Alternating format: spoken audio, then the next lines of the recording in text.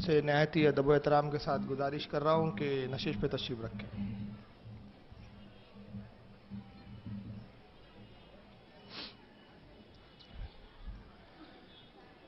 اعوذ باللہ من الشیطان الرجیم، بسم اللہ الرحمن الرحیم۔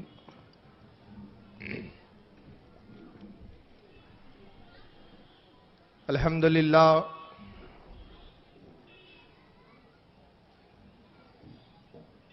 للہ رب العالمین والعاقبۃ للمتقین، والصلاة والسلام علی من کان نبی آدم بین الماء والطین۔ قال اللہ تبارک و تعالی فی القرآن المجید والفرقان الحمید، انما یرید اللہ لیذھب عنکم الرجس اہل البیت ویطہرکم تطہیرا۔ صدق اللہ العظیم وصدق صادق المصدوق علیہ الصلاۃ والتسلیم۔ ان اللہ وملائکتہ یصلون علی النبی یا ایھا الذین آمنوا صلوا علیہ وسلموا تسلیما۔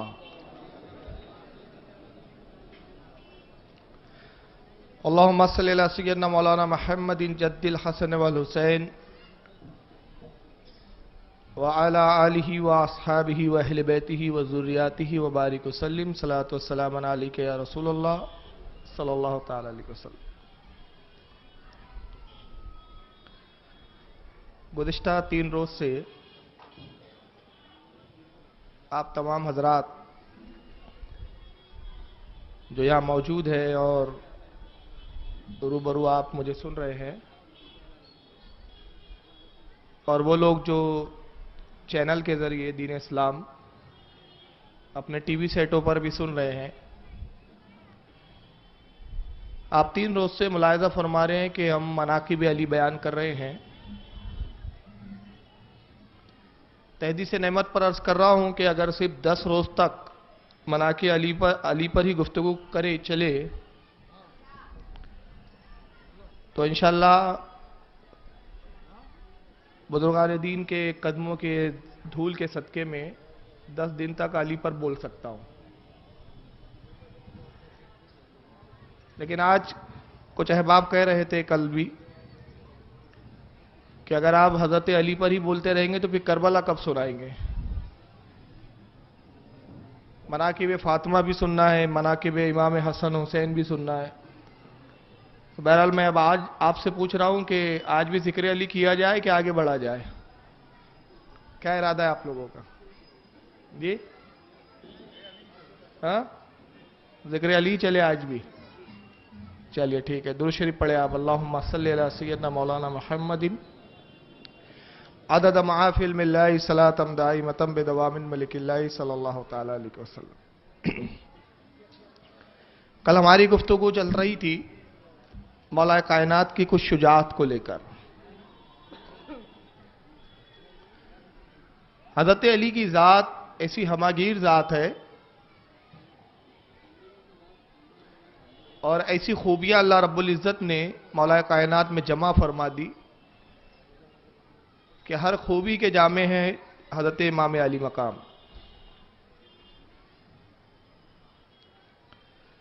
جہاں حضرت علی رضی اللہ تعالیٰ عنہ علم و فضل میں باکمال نظر آتے ہیں، وہیں حسن و جمال میں بھی بے کمال ہے، وہیں شجاعت میں بھی آپ یکتا نظر آتے ہیں، اور نبی پاک صلی اللہ تعالی وسلم سے جو قرب تھا حضرت علی کو وہ اتنا عظیم تھا اور اتنا قریب کا معاملہ تھا کہ جو دوسرے صحابہ اکرام میں کسی کو بھی میسر نہیں آیا۔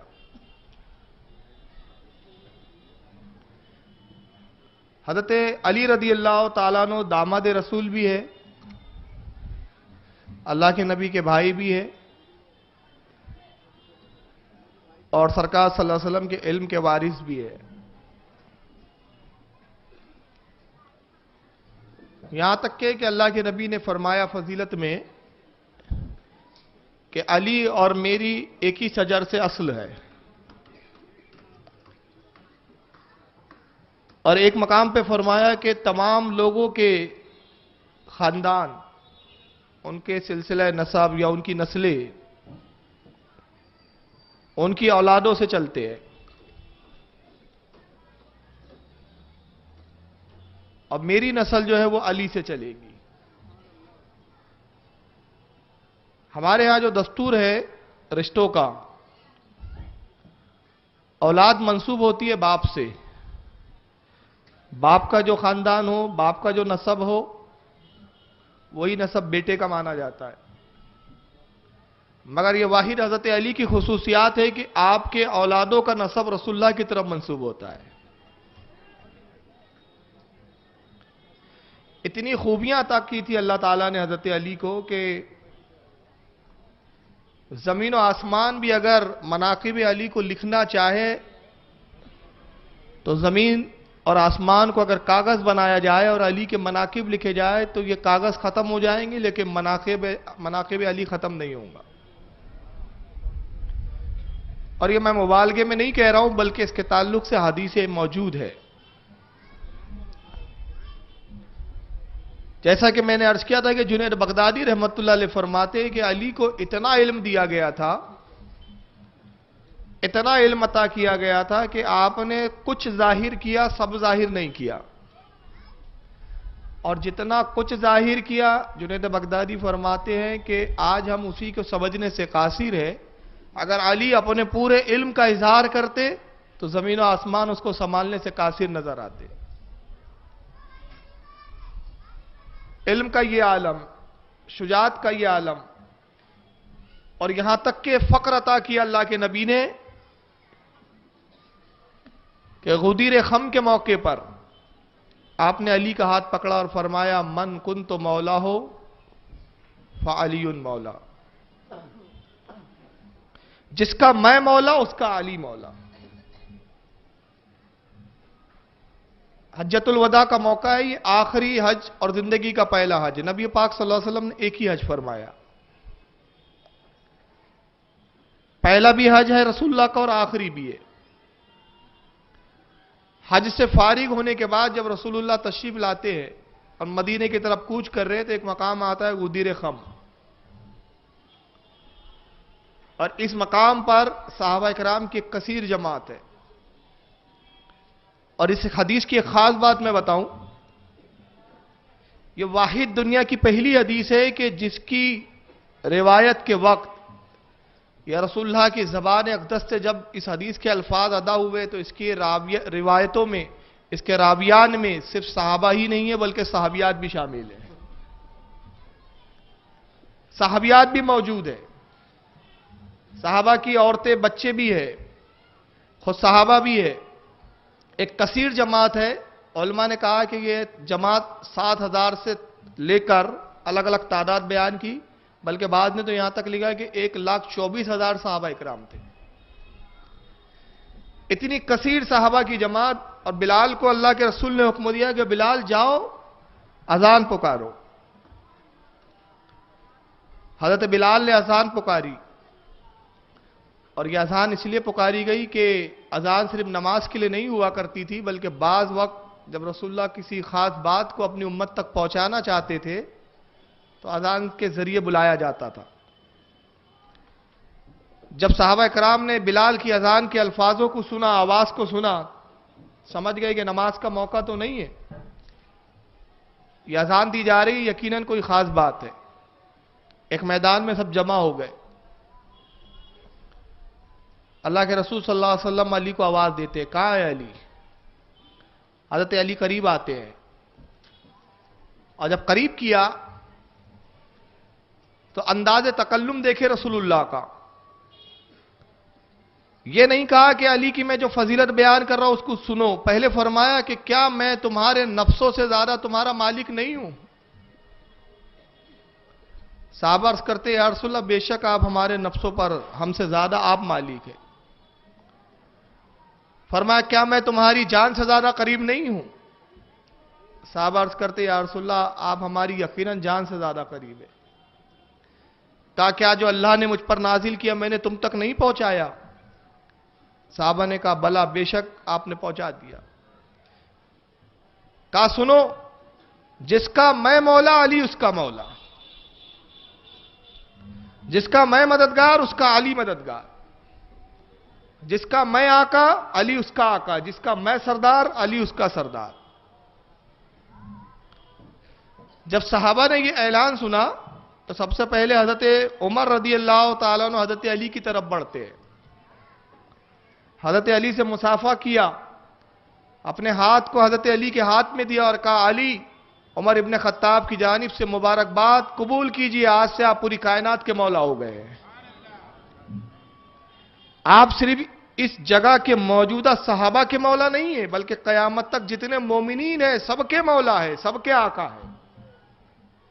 میں مبارکباد پیش کرتا ہوں، پھر یکے بعد دیگر صحابہ مبارکباد پیش کرتے رہے۔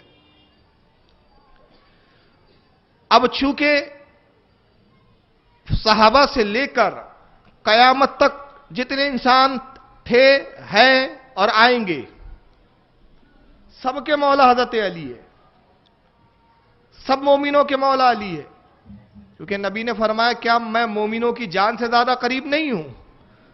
لفظ یہاں مومن کا آپ نے انتصاب کیا ہے، انتخاب جو لفظ کا ہوا ہے یہاں پر مومن، تو اب مومن میں تو فرشتے بھی ہیں، مومن میں جو ہے جنات بھی ہے، مومن میں ملائکہ بھی ہے، حورے بھی ہے، اور مومن میں صرف انسان ہی نہیں ہے بلکہ جتنی پوری کائنات ہے یہ سب مومن ہے، کیونکہ یہ اللہ کے حکم کے تحت چلتی ہے۔ تو اب یہ پوری کائنات جو اللہ کے حکم پہ چل رہی ہے سب مومن ہے، اور رسول نے کہا کہ میں ہر مومن کی جان سے زیادہ قریب، ہر مومن کے نفس سے زیادہ قریب، اور جس کا میں مولا علی اس کا مولا۔ گویا آپ دوسرے لفظوں میں کہا کہ جس کا میں مولا تو میں پوری کائنات کا مولا اور علی بھی پوری کائنات کے مولا۔ اب پوری کائنات کے چونکہ مولا اس لیے کہا جاتا ہے مولا کائنات۔ اب کچھ لوگوں کو بڑا اختلاف ہوا اس لفظ سے، کہا مولا تو اللہ ہے، قرآن میں تو اللہ نے کہا میں ہی تمہارا مولا ہوں، انتا مولانا فانصرنا علی القوم الکافرین، اللہ کہتا ہے میں ہی تمہارا مولا ہوں۔ اے بندو تم یوں کہو انتا مولانا، اے اللہ تو ہی ہمارا مولا ہے، فانصرنا علی القوم الکافرین، تو پس ہم کو کافروں پر فتح دے۔ تو مولا تو علی اللہ ہے، تو علی کو مولا کائنات کیوں کہا جا سکتا ہے؟ تو اب نتیجہ کیا ہوا؟ جو زیادہ پڑھے لکھے تھے انہوں نے کوشش کی، کہا کہ اس حدیث کی روایت میں ضعف ثابت کیا جائے، تو کہا گیا کہ روایت صحیح نہیں ہے، اور کچھ جو زیادہ اتنے علم تک رسائی نہیں رکھتے تھے تو انہوں نے کہا کہ اس کا مطلب وہ نہیں ہے مولا سے جو اہل سنت والجماعت لیتے ہیں۔ پوچھا گیا کہ پھر کیا مطلب ہے؟ کہا مولا کہہ سکتے لیکن مولا کائنات مت کہیے، مسلمانوں کے مولا ہے، اور مولا سے یہاں مراد یہ ہے کہ دین کے مسئلہ جس طرح رسول اللہ بتاتے تھے اس طرح علی بتائیں گے، تو دین سمجھنا ہو جیسے مجھ سے سمجھتے تھے ویسے علی سے سمجھنا۔ مولا سے یہاں مراد مددگار نہیں ہے۔ اب پورا اہل سنت والجماعت کا جو مذہب ہے، ہمارے مذہب میں یہ خصوصیت کے ساتھ ہے کہ ہم اللہ کی عطا سے بہت سارے شخصیات کو حاجت روا سمجھتے ہیں، اور ان تمام حاجت رواؤں میں سب سے بڑھ کر حاجت روا علی کی ذات اور علی کے آقا رسول اللہ صلی اللہ علیہ وسلم۔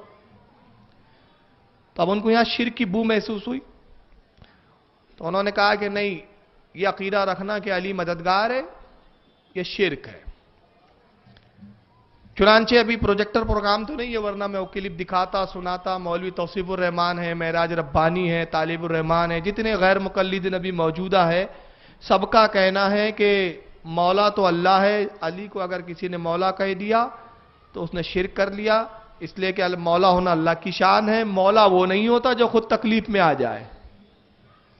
اور دلیل یہ دی، کہا کہ اگر وہ مولا ہوتے، سب کے مددگار ہوتے، تو امام حسین جب قتل ہو رہے تھے تو وہ خود ان کو کیوں نہیں بچایا؟ خود شہید ہوئے تو اپنے آپ کو نہ بچا سکے؟ عالم یہ تو ہے کہ غزوہ خیبر کے موقع پر جب رسول اللہ نے بلایا تو ان کی آنکھیں دکھ رہی تھی، آنکھیں آئی ہوئی تھی، آنسوں پہ چشم میں مبتلا تھے، تو جو اپنی مصیبت دور نہیں کر سکتا وہ تمہارا مددگار کیسے ہو سکتا ہے؟ یہ دلیل ہے۔ تو اس کے ضمن میں بات ایک بتاتا ہوں کہ اختیار ہونا اور ہے، اختیار کا استعمال کرنا اور ہے. زمین آسمان کا فرق ہوتا ہے. ایک بچہ نافرمانی کر رہا ہے، کیا اس کے باپ کو اختیار نہیں کہ اٹھے اور اپنے بیٹے کو ایک زوردار تماچا لگا دے؟ اختیار ہے، مگر ہر بار باپ اپنے اختیار کا استعمال نہیں کرتا. بعض اوقات بچے کو دیکھتا ہے، گھور کے دیکھتا ہے، صرف سمجھتا ہے کہ گھور کے دیکھنے سے اس کا کام ہو جائے گا. بعض اوقات زبان سے ڈانٹ دیتا ہے، اس کو تنبیہ کرتا ہے. تو کوئی یہ کہے گا کہ باپ مجبور ہے، اس اپنے بیٹے کو مار نہیں سکتا. کہا جائے گا مار تو سکتا ہے لیکن اختیار کا استعمال نہیں کر رہا ہے. اختیار کا ہونا اور ہے، استعمال کرنا اور ہے.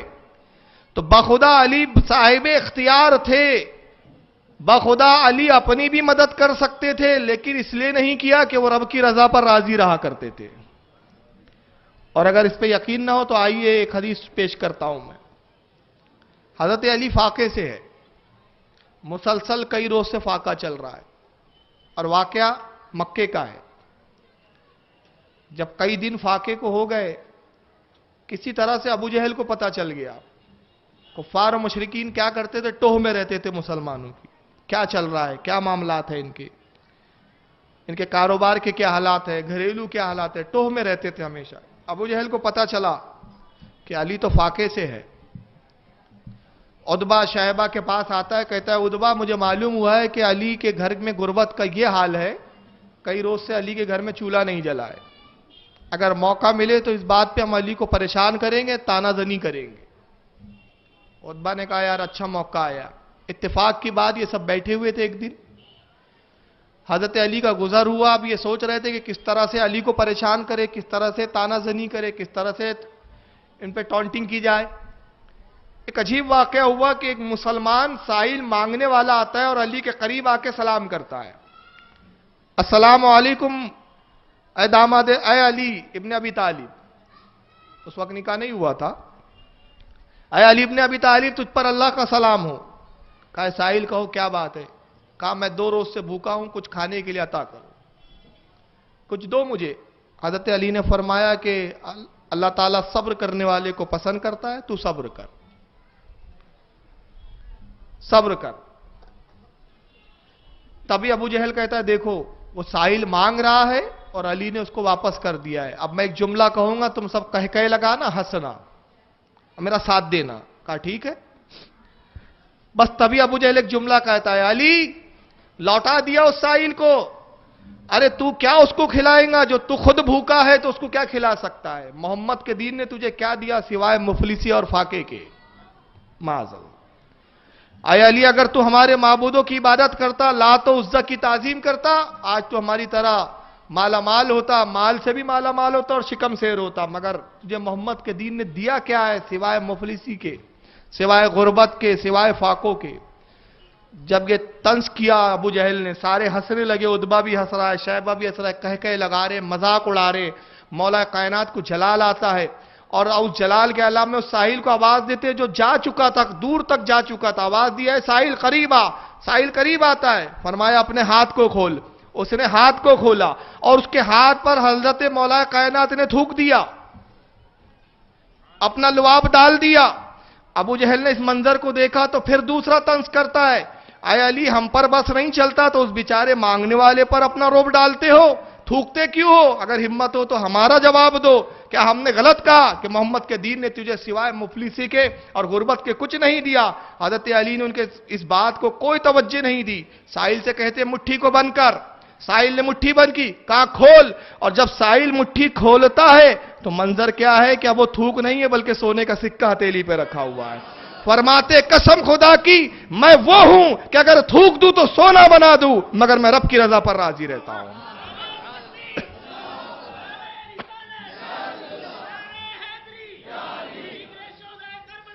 تو یہ وہ ہے کہ جو تھوک دے تو سونا بن جائے.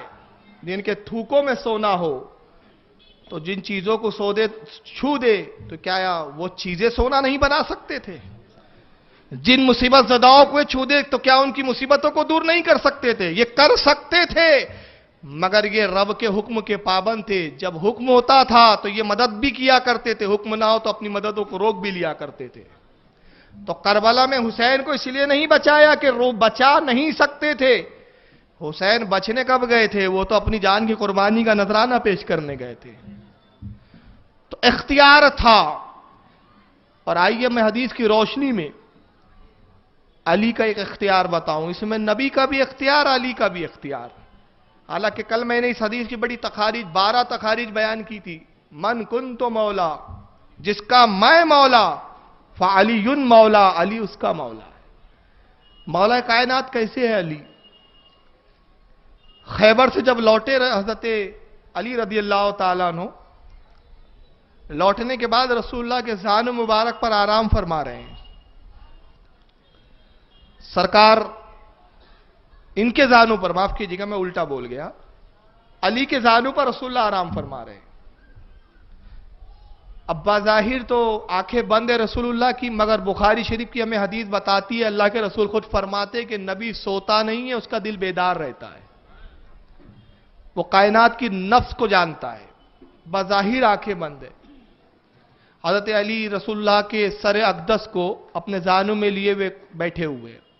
عصر کا وقت ہو گیا. یہ حدیثیں آپ نے سنی ہوں گی، لیکن میں جو اس سے ایک نتیجہ دے رہا ہوں، اور اس حدیث کی روشنی میں آپ دیکھیں گے کہ علی مولائے کائنات کیسے ہے اور کیوں کر ہے. کیوں ہے حضرت علی مولائے کائنات؟ کیوں کہتے ہیں علی کو مولائے کائنات؟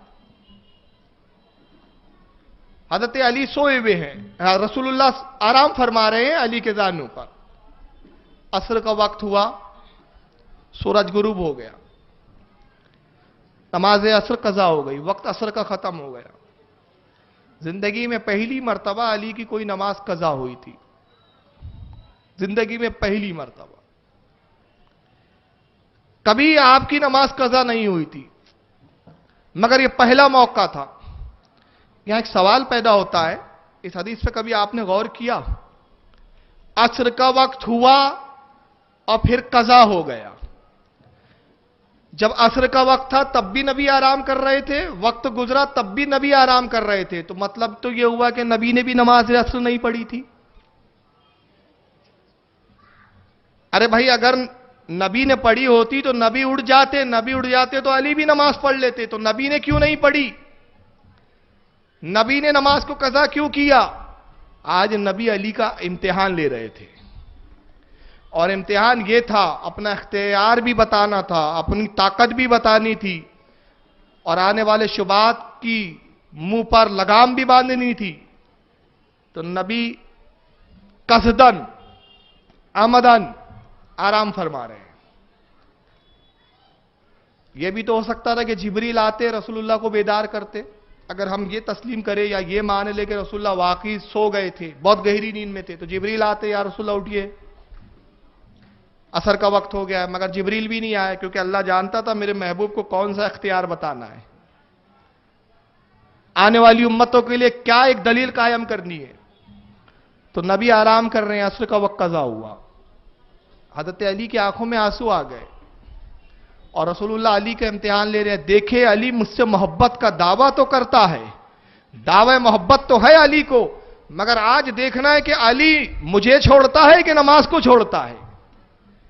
اب نماز ہے افضل العبادات، عبادت میں سب سے افضل ہے نماز، مگر رسول نے یہاں بتایا کہ عبادت نماز ضرور افضل ہے، مگر نماز سے بھی زیادہ افضل رسول اللہ کی بندگی ہے، رسول اللہ کی محبت ہے. اگر محبت رسول ہے تو نماز ہے، ورنہ سوائے یوگا اور پریکٹس کے کچھ نہیں ہے. اب ایک اور بات یہاں میں عرض کرتا چلوں، علی عبادت کو عبادت کی طرح ادا کرتے تھے. علی عبادت، یہ ایک سوال آیا میں عرض کر دوں.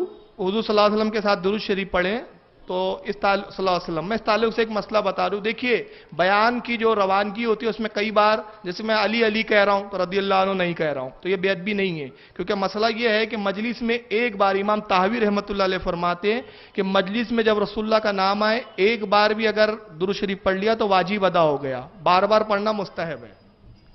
تو بہرحال وہ بے ادبی پہ اس کو محمول نہ کیا جائے. یہ بیان کی ایک روانگی ہوتی ہے، خطابت کا ایک انداز ہوتا ہے کہ جس میں ہر جگہ اب آپ پورا نام لیں حضرت علی رضی اللہ عنہ تو وہ بیان کی چاشنی میں پھر کمی آتی ہے. وہ خطابت میں پھر ایک رکاوٹ سی پیدا ہوتی ہے. تو وہ بہرحال جن صاحب نے بھیجا میں شکر گزار ہوں ان کا, لیکن وہ مسئلہ جان لے کہ مجلس میں جب پہلی بار نام آئے تو واجب ہے, دوسری بار مستحب ہے, اور یہ بے ادبی پہ نہیں ہے. تو بہرحال آپ لوگ اپنے دل میں کہہ لیں, میں بھی انشاءاللہ کوشش کروں گا کہ سرکار کا نام آئے تو صلی اللہ علیہ وسلم کہیں. تو میں عرض کر رہا تھا, اب یہاں ایک خاص بات دیکھیں, حضرت علی عبادت کو عبادت کی طرح ادا کرتے تھے. یہ عبادت تھی, عادت نہیں تھی علی کی. معلوم ہوا عادت اور ہوتی ہے, عبادت اور ہوتی ہے. آپ اس کو سمجھ نہیں پائے, میں اس کو سمجھا دیتا ہوں. عادت یہ ہوتی ہے کہ جیسی وقت ہوتا ہے آدمی اٹھتا ہے اور نماز کی طرف بھاگتا ہے, جیسا کہ ایک جماعت کا شیوا ہے, ایسے بھاگتی, کیونکہ یہ عادت ہے, عبادت نہیں ہے. اور عادت کیا ہوتی ہے؟ عبادت کم ہوتی ہے, دکھاوا زیادہ ہوتا ہے. مقصد ہوتا ہے 10 لوگوں کو دکھائے کتنا پکا نمازی ہے. کچھ لوگوں کا یہ شیوا ہے, دیکھا ہوں گا آپ نے. تو یہ ہے عادت. اور علی عبادت کرتے تھے, عادت نہیں تھی. اگر نماز کی عادت ہوتی تو علی رسول کو چھوڑ دیتے, مگر علی نے رسول کو چھوڑا نہیں. بتایا خدمت رسول افضل العبادات ہے. نماز عادت نہیں ہے, وہ بھی عبادت, مگر اس سے افضل عبادت نبی کی تعظیم ہے.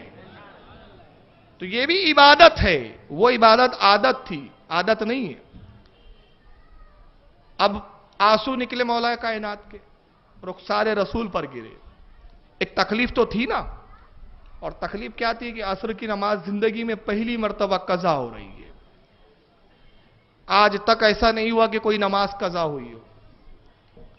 اور رخسار پہ جیسی مولا کائنات کے آنسو آتے رسول اللہ کے, آپ نے آنکھیں کھولی.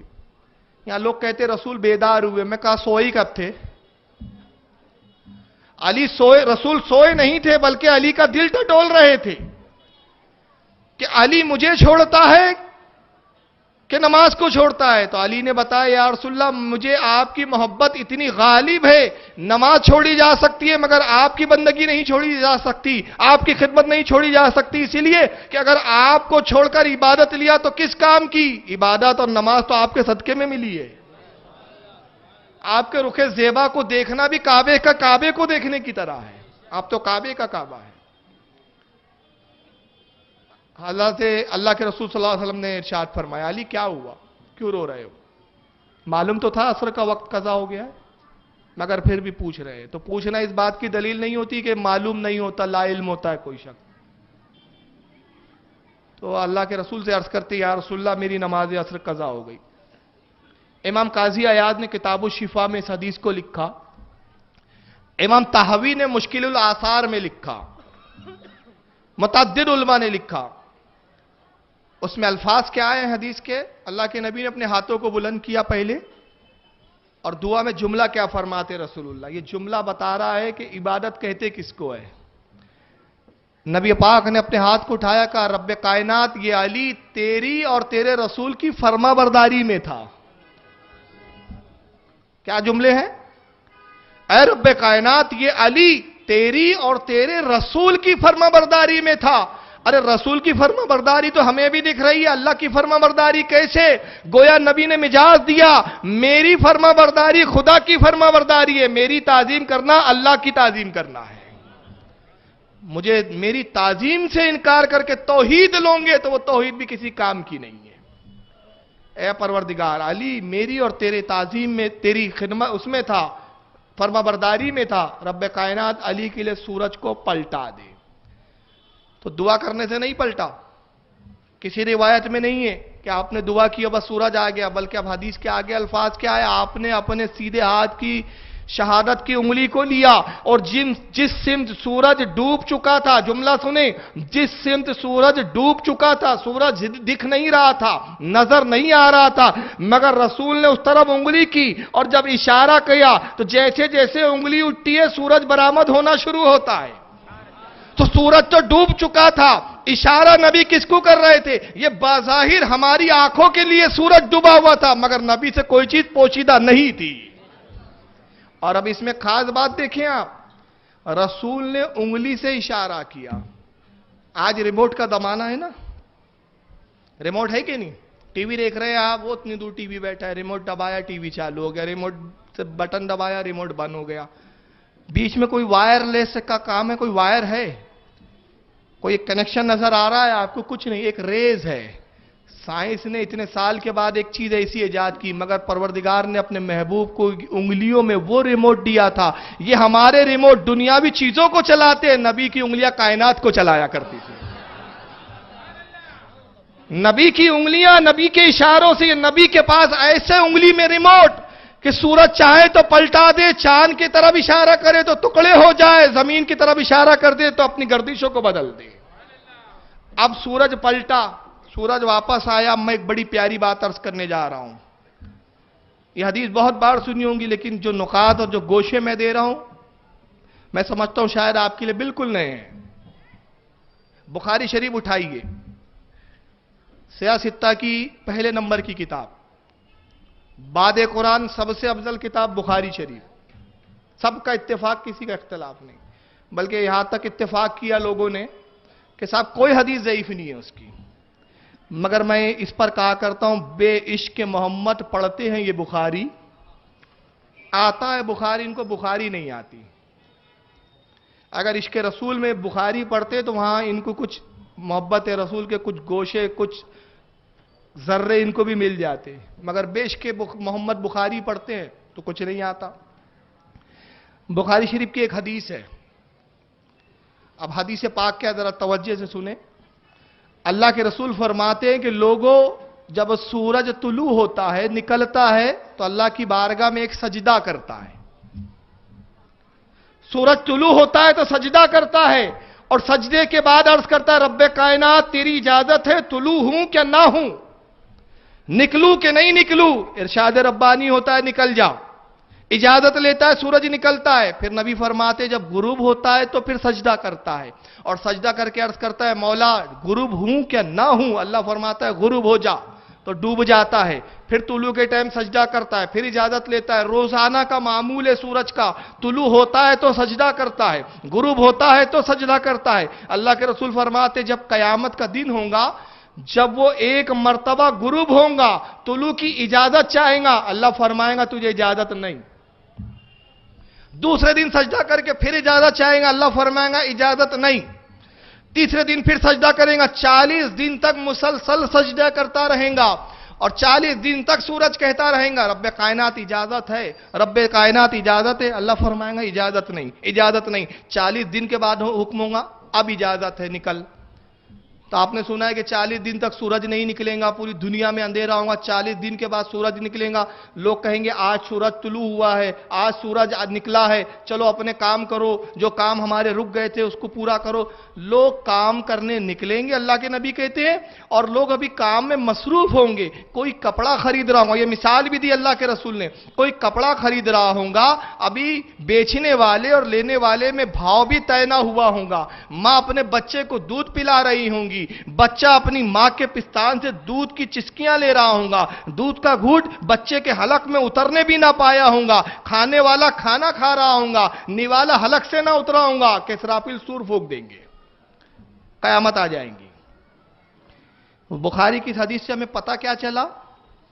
पता यह चला कि रोजाना सूरज निकलता है तो सजदा करता है, इजाजत लेता है, डूबता है तो सजदा करता है, इजाजत लेता है। तो जब ये सूरज का मामूल है, तो जिस वक्त असर के वक्त डूबा था तो सजदे में था, सजदे में था, मौला गुरूब हो रहा हूं, इजाजत है, इजाजत दे दी गई, गुरूब हो गया था। मगर जब नबी ने इशारा किया तो अल्लाह ने सूरज को दूसरा हुक्म दिया, मेरे नबी का इशारा हो रहा है, तुझे डूबने की इजाजत नहीं, तेरा सजदा कज़ा हो जाए मुझे गवारा है, मगर अली का सजदा कज़ा हो जाए मुझे गवारा नहीं है।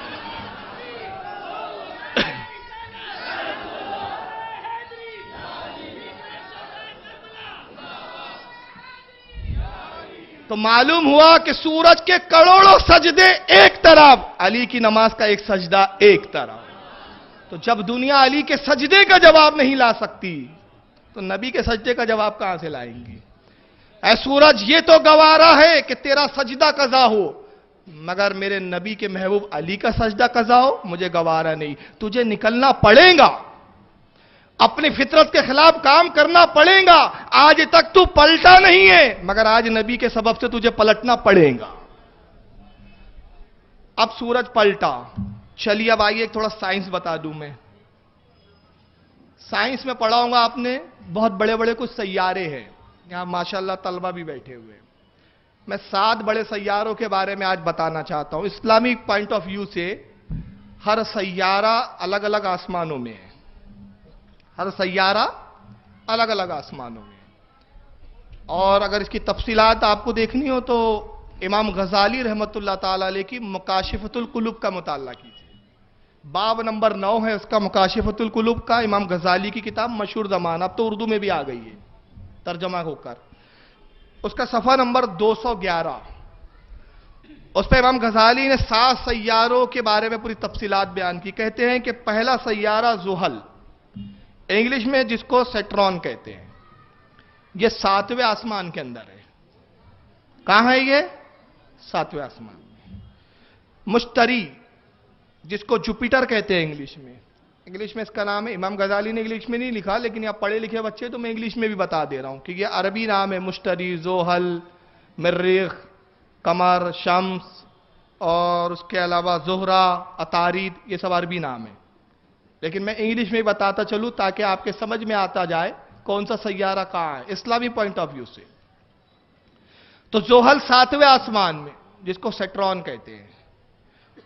مشتری, جس کو جوپیٹر کہتے ہیں, یہ 6ٹھے آسمان میں. مریخ, جس کو مارس کہتے ہیں, یہ 5ویں آسمان میں ہے. شمس, سورج, یہ 4تھے آسمان میں.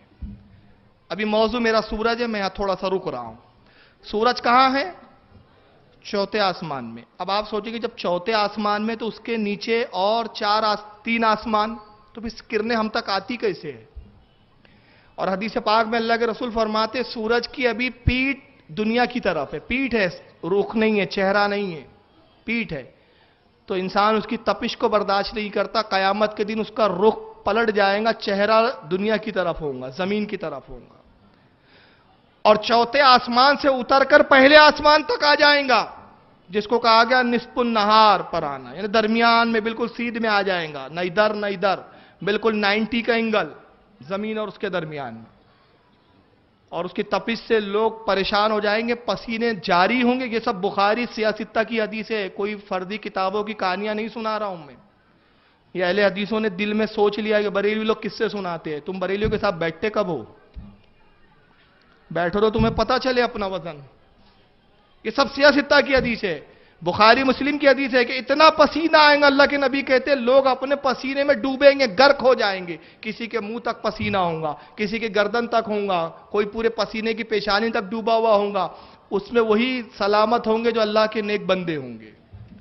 اور ان کے بارے میں نبی کہتے ہیں جو اللہ کے نیک بندے ہوں گے, پروردگار ان کو وہ قوت دیں گا کہ ان کے جسم اتنے بڑے ہوں گے کہ پسینہ ان کے ٹخنوں تک ہوگا, وہ ڈوبے ہوئے نہیں ہوں گے. تو قیامت کے وقت آئیں گا بھی 4تھے آسمان میں. اب سوال یہ ہوتا ہے کہ جب 4تھے آسمان میں سورج کی کرنیں آتی کیسے ہے؟ کسی نے اعلیٰ حضرت سے پوچھا کہ ہم کون سے آسمان کو دیکھتے ہیں؟ یہ الملفوظ میں موجود ہے. ہم کون سے آسمان کو دیکھتے ہیں؟ اعلیٰ حضرت نے فرمایا ہم 7ویں آسمان کو دیکھتے ہیں, پہلا آسمان کو نہیں دیکھتے. پوچھنے والے نے پوچھا 7ویں کو کیسے؟ فرمایا جتنے آسمان ہیں 6 آسمان, یہ سب شفاف ہے, ٹرانسپیرنٹ ہے, جیسے کانچ. 7 کانچ ایک کے بعد ایک لگا دیں اور اتنے صاف کانچ ہو, ایک تصور بتا رہا ہوں, اتنے صاف کہ 7 کانچ کے پیچھے کی جو چیز ہے وہ ہم 7 کانچوں سے ہماری نگاہ گزر کر اس کو دیکھ لیتی ہے. ٹرانسپیرنٹ ہے یہ آسمان. اور اس پر ایک فضیلت کی بات یاد آ رہی ہے تو میں عرض کرتا چلوں کہ ہم 7ویں کو دیکھ رہے ہیں. کون؟ ہم انسان. ہماری نگاہوں کی عالم کیا ہے کہ ہم نے آنکھ اٹھائی, 7ویں آسمان کو دیکھ لیا. زحل جو 7ویں آسمان میں, اس کو بھی ہم دیکھ لیتے ہیں, دوربین کے ذریعے سے دیکھ لیتے ہیں. 6ٹھے آسمان کے ستارے کو بھی ہم دیکھ لیتے ہیں, مشتری کو.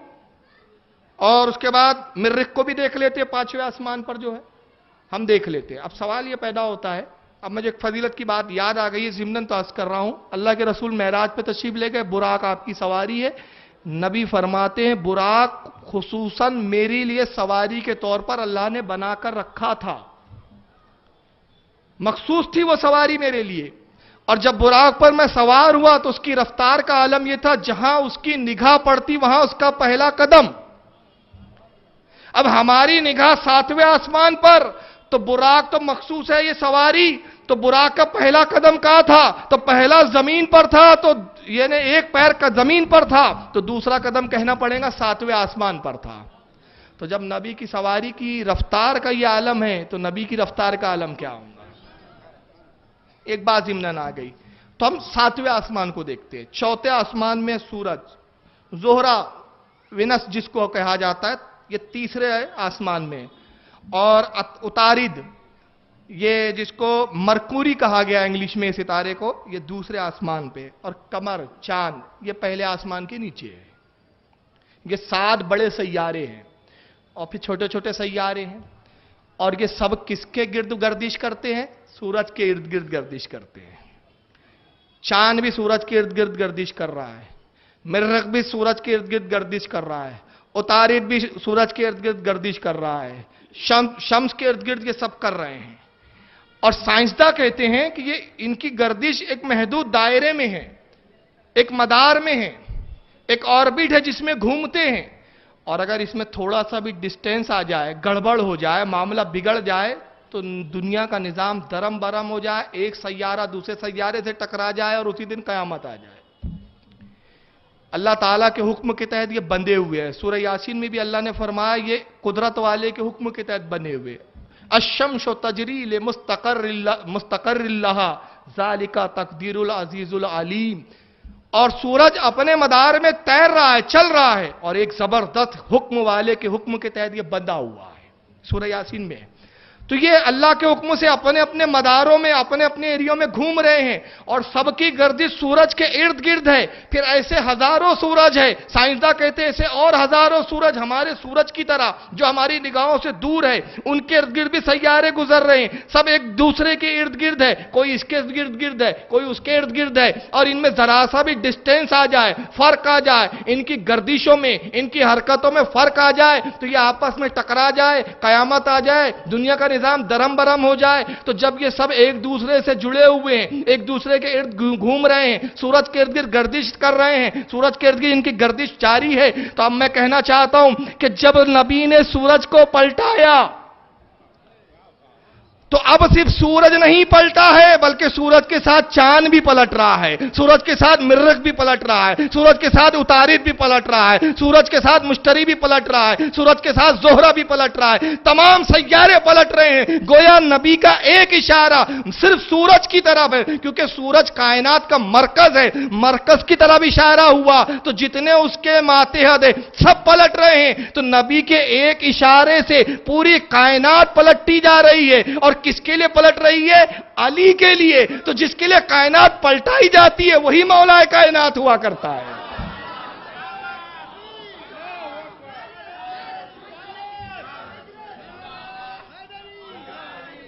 کس کے لیے پلٹائی گئی ہے یہ کائنات؟ علی کے لیے۔ تو جس کے لیے کائنات پلٹائی جائے وہی تو مولا کائنات ہوتا ہے۔ کیا اب بھی مولا کائنات سمجھ میں نہیں آیا؟ اور ایک بات عرض کروں آپ کو، نبی نے انگلی کا اشارہ کیا ہے، حدیث میں کیا آیا ہے؟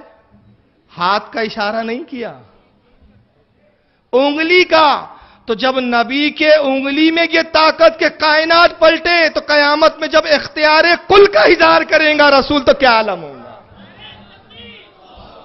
ابھی تو اشارہ انگلی کا ہوا ہے، کل اختیار کا یہ نہیں ہے، اختیار ظاہر نہیں کیا ہے نبی نے۔ تو جب انگلی کا عالم یہ ہے تو نبی کے دست مبارک کا عالم کیا ہوگا؟ انگلی میں جتنی طاقت ہوتی ہے اس سے زیادہ ہاتھ میں ہوتی ہے، مٹھی میں ہوتی ہے نا۔ انگلی میں کم ہوتی ہے نا، ایک چیز کو آپ انگلی سے اٹھائیں، نہیں اٹھ رہی ہے تو آپ کیا کریں گے؟ پوری انگلیاں لگائیں گے۔ تو نبی نے بتایا اپنے جیسا مجھے نہ سمجھ دو جب تم میری ایک انگلی کا مقابلہ نہیں کر سکتے۔ بولتے ہیں نا ہمارے محاورہ، ابے تو میرے ایک انگلی کے برابر نہیں ہے، یہ محاورہ بھی ہے کہ تو ایک انگلی کے برابر نہیں ہے میرے۔ تو یہ تو ہم گھمنڈ میں بولتے ہیں کیونکہ یہ سامنے والے کو گرانا ہے، مگر نبی کی طاقت تو دیکھو، پوری کائنات نبی کے ایک انگلی کے برابر نہیں ہے۔ تو جب پوری کائنات نبی کے ایک انگلی کے برابر طاقت میں برابر نہیں ہو سکتی تو پورے وجود نبی کے برابر کوئی کیسے ہو سکتا ہے؟ یہ ہے مولا کائنات۔ مگر میں عرض کرتا ہوں ہضم نہیں ہوتی لوگوں کو فضیلت، ان کو کیا بتائیے؟ میری ایک سی ڈی ہے عقائد صحابہ، اس میں میں نے عرض کیا تھا لوگوں کو یہ بتائیے نبی پتھر کھاتے تھے زخم آ جاتا تھا، سیرت رسول یہ بتائی جاتی ہے۔ وہ عظمت رسول کے نام سے کبھی جلسہ نہیں لیتے، سیرت رسول، سیرت النبی، جلسہ ہے سیرت النبی، میلاد النبی کبھی نہیں منائیں گے، سیرت النبی۔ تو اب سیرت کے نام پہ رسول اللہ پتھر بھی کھا لیتے تھے، کچرا ڈال دیتے تھے لوگ تو آپ برداشت کر لیتے تھے، راستے میں کانٹے بچھا دیے جاتے تھے تو نبی کچھ نہیں کہتے تھے، نبی چلے جاتے تھے، خاموش رہتے تھے، ابو جہل نے ہڈی سے وار کیا، پیشانی زخمی ہو گئی، نبی پاک کی سیرت۔ میں اس پہ ایک جملہ کہتا ہوں، دیکھیے شاید آپ کے لیے نیا ہوں گا، میں کہتا ہوں یہ سیرت رسول ہے یا ایک مزدور کی سیرت ہے؟ یہ سیرت النبی ہے یا مزدور کی سیرت ہے؟ یہ جملہ تھوڑا عجیب لگ رہا ہوں گا نا آپ کو، لیکن انشاءاللہ تشریح کروں گا تو واضح ہو جائیں گا۔ یہ نبی کی سیرت نہیں ہے، یہ ایک مزدور کی سیرت ہے۔ یہ نبی کا اخلاق ہے، سیرت نہیں ہے۔ بہت فرق ہے اخلاق میں اور سیرت میں۔ نبی کا اخلاق ہے پتھر کھانا، طاقت ہونے کے بعد بدلہ نہ لینا، اخلاق ہے۔ کانٹے بچھا دیے گئے، پیروں کو زخمی کر لینا، مگر دعائے ہلاکت نہ کرنا طاقت کے باوجود، یہ اخلاق نبی ہے، سیرت نبی نہیں ہے۔ سیرت نبی اس کو نہیں کہتے، یہ سیرت تو آپ میں بھی ہے۔ میں آپ کی مثال میں کہتا ہوں، بمبئی کے کسی بھائی سے آپ کا پنگا ہو گیا، اب بھائی ہے، بھائی 10-20 تو بھائی اور لے کے گھومتا ہے، اس نے آپ کو مار دیا، کیا کر سکتے ہیں آپ؟ مجبوراً مار کھانا پڑے گا، یار یہ بھائی مار رہا ہے، مار بھیا، میں ایک ہاتھ ماروں گا تو بندوق سے ہی مار ڈالے گا میرے کو، جانے 10-20 ہاتھ مار لے۔ تو آپ مار کھا لیا، برداشت کر لیا، برداشت آپ نے بھی کیا نا، تو یہ سیرت تو آپ میں بھی پائی گئی۔ کیا آپ بدلہ نہیں لے سکے؟ کسی نے آپ کی زمین دبا لی، سامنے والا بہت بڑا دادا ہے علاقے کا، آپ مجبور ہے، کچھ نہیں کر پا رہے، ڈر رہے ہیں یار کچھ بولوں گا میری زمین دبا لیا، مرڈر کر دیں گا، بندوق سے مجھے شوٹ کر دیں گا، آپ مجبور ہے، تو یہ سیرت آپ میں بھی ہے۔ تو میں کہتا ہوں یہ سیرت تو ہم میں بھی پائی جاتی ہے۔ تو پتھر کھانا سیرت النبی نہیں ہے، اخلاق نبی ہے۔ طاقت ہونے کے بعد بدلہ نہ لینا، سیرت النبی کیا ہے؟ سیرت النبی یہ ہے کہ سورج کو پلٹا دینا، چاند کے ٹکڑے کر دینا، درختوں کو بلوا لینا، کنکریوں سے کلمہ پڑھا لینا، یہ سیرت النبی ہے۔ نبی کی سیرت اور ہوتی ہے، ہماری سیرت اور ہوتی ہے۔ ہماری سیرت میں فرق ہے، نبی کی سیرت میں فرق ہے۔ مگر ان کو تو ایسی حدیث سے زیادہ، یہ بیانات ان کے ہوں گے تو ایسی ہی ہوں گے۔ اور جب ہم لوگ فضیلت پہ بیان کرتے، بریلوی لوگ یار کتنا بڑھا دیتے ہیں، نبی کو خدا بنا دیتے ہیں بڑی لوگ۔ میں کہتا ہم نہیں بڑھاتے بھائی، جس کو خدا نے بڑھایا ہو ہم اس کو کہاں سے پیچھے کر سکتے ہیں؟ ہم نے تھوڑی بڑھایا۔ ایک جگہ میرا بیان تھا ایم پی میں، خواصہ علاقہ ہے ایم پی کا، بڑے غیر مقلدوں کا علاقہ ہے۔ اب میں رسول اللہ کی بڑی فضیلت پہ تقریر کر رہا تھا، سوال جواب کا سیشن ہوا۔ ہاں اچھی یاد آئی، اعلان کر دوں کہ ہمارے انتظامیہ نے مجھ سے حکم دیا تھا کہ تقریر کے بعد سلام میں جو نیاز ہوتی ہے وہ بٹ نہیں پاتی ہے پوری طرح، تو میں نے یہ مطلب ایک رائے دی ہے کہ جیسی میرا بیان ختم ہو جائے گا تو نیاز تقسیم شروع ہو جائیں گے، ہم سلام کے لیے نہیں کھڑے ہوں گے، اس بیچ میں آپ کو سوال پوچھنا چاہے تو پوچھ سکتے ہیں۔ تو جب تک نیاز تقسیم ہو 10 منٹ 5 منٹ میں تو ہم 1-2 سوال کے جوابات دے دیں گے، وہ بھی علم میں اضافے کا سبب ہوں گے۔ تو اگر آپ کچھ پوچھنا چاہتے ہیں تو کاغذ پر چٹھی پر سوال لکھ کر مجھے بھیج دیں، جتنی دیر میں سوال کا جواب دوں اتنی دیر میں نیاز تقسیم ہو جایا کریں گی۔ تو انشاءاللہ آج سے یہ ہم معمول بنا رہے ہیں۔ تو بہرحال میں عرض کر رہا تھا کہ خواصہ میں تقریر کر رہا ہوں، سوال جواب کا سیشن ہوا، ایک غیر مقلد صاحب کی چٹھی آئی، کہا کہ جو کچھ بیان ہوا اس میں آپ نے نبی کو خدا کے برابر کر دیا۔ اتنی بڑی بڑی تعریفیں کی کہ آپ تو گویا نبی کو خدا کے برابر کر رہے تھے۔ میں نے جواب میں ایک جملہ کہا، اللہ کرے وہ جملہ آپ سمجھ جائیں، سارے اعتراضوں کا جواب وہ ایک جملے میں ہے، سارے اعتراضوں کا جواب صرف اس ایک جملے میں۔ میں نے کہا تم کہتے ہو، یہ چٹھی آئی اور اس میں کہا گیا کہ میں نے نبی کو یا اہل سنت والجماعت نبی کو خدا کے برابر کرتے ہیں، خدا کے برابر کرتے ہیں، خدا کے برابر۔ پہلے حد خدا تو بتاؤ، نہیں سمجھے آپ لوگ؟ ارے حد خدا تو بتاؤ، جب حد خدا متعین ہوں گی تو کہا جائے گا نبی کو برابر کیا۔ جب خدا کی کوئی حد ہی متعین نہیں تو نبی کو برابر کہاں سے کیا جا سکتا؟ پہلے حد خدا تو بتاؤ۔ تو یہ بیوقوف بنانا بند کرو۔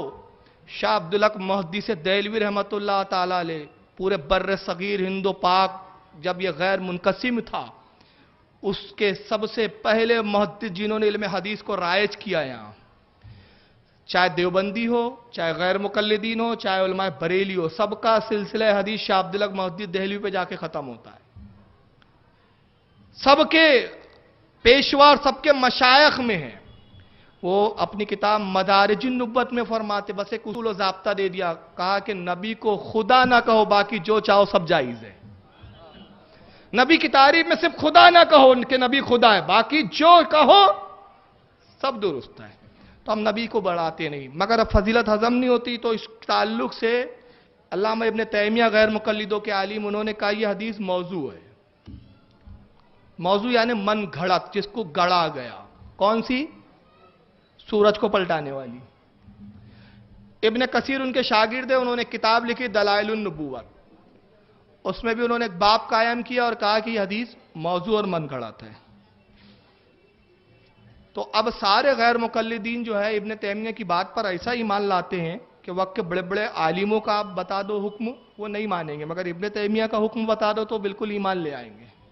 تو میں عرض کر دوں کہ حدیث موضوع نہیں ہے، یہ حدیث بالکل صحیح ہے اور حسن ہے۔ اس تعلق سے متعدد علماء نے اس کی تصحیح کی، متعدد علماء نے اس پر کتابیں لکھی۔ میں چند چیزیں بتا رہا ہوں کیونکہ یہ میرا موضوع ابھی وہ نہیں ہے، ورنہ اس پہ بہت لمبا ہو جائے گا۔ صرف نام میں بتا دوں، امام قاضی عیاض، جن کے بارے میں خود ابن تیمیہ کہتے ہیں کہ ان کی پیروی اور اتباع میں بہتری ہے ہمارے لیے، یہ وقت کے بہت بڑے امام ہیں۔ امام قاضی عیاض نے الشفا میں اس حدیث کو لکھا اور فرمایا یہ حدیث صحیح ہے، اس کو حدیث کو فرمایا صحیح ہے۔ حضرت شیخ الاسلام حضرت ابو زرعات، انہوں نے اس کو حدیث کو حسن قرار دیا اور وہ ایک رسالہ لکھا، اور جنہوں نے اس حدیث کو موضوع اور من گھڑت کا، ان کا رد کیا، اس کے اندر فرمایا کہ وہ علم حدیث سے کورے ہیں وہ لوگ۔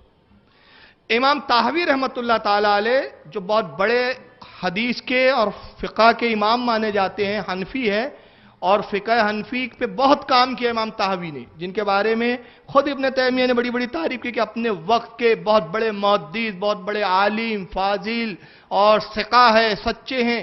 وہ امام طحاوی نے مشکل الآثار کے اندر فرمایا کہ یہ حدیث صحیح ہے، اور فرماتے کہ ابن تیمیہ نے جو اس کو ضعیف موضوع کہہ دیا، انہوں نے بہت بڑی خطا کی۔ ان کے جملے نہیں ہیں، ان کے یہ ہے، کہتے ہیں کہ جس کو علم حدیث کا تھوڑا سا بھی حصہ ملا ہو، جس کو علم حدیث کا تھوڑا سا بھی حصہ میسر آیا ہو، اس کو اس حدیث کے یاد کرنے میں پیچھے نہیں رہنا چاہیے، اس کو چاہیے کہ اس حدیث کو حفظ کرے، یاد کرے۔ حضرت امام شہاب الدین خفاجی نے نسیم الریاض میں اس کی تصحیح کی، اس حدیث کی تصحیح کرنا کہتے ہیں اس کی سند پر بحث کی، سند پہ بحث کر کے ایک راوی پر جرح اور تعدیل کی، جرح کو بھی اس کے تعدیل سے بھی بدلا، اور اس کے بعد پھر اس پہ حکم صادر کیا کہ اس کے سارے راوی سچے ہیں، ثقہ ہے، اور یہ حدیث بالکل صحیح ہے۔ حضرت امام ابن حجر شافعی المکی نے الصواعق المحرکہ کے اندر اس حدیث کو صحیح فرمایا، اور حضرت امام جلال الدین سیوطی رحمت اللہ تعالی علیہ نے اس تعلق سے ایک پورا رسالہ کتابی لکھ ڈالی اس حدیث کے تعلق سے۔ ان کی کتاب کا نام ہے کشف اللبس فی حدیث رد الشمس، یہ کتاب ہے۔ صواعق المحرکہ میں حضرت امام ابن حجر مکی الہیثمی ایک بڑا عجیب واقعہ لکھتے ہیں، وہ واقعہ سن لیجئے۔ کہتے ہیں حضرت امام ابو منصور المظفر، یہ وقت کے ایک بہت بڑے امام گزرے ہیں،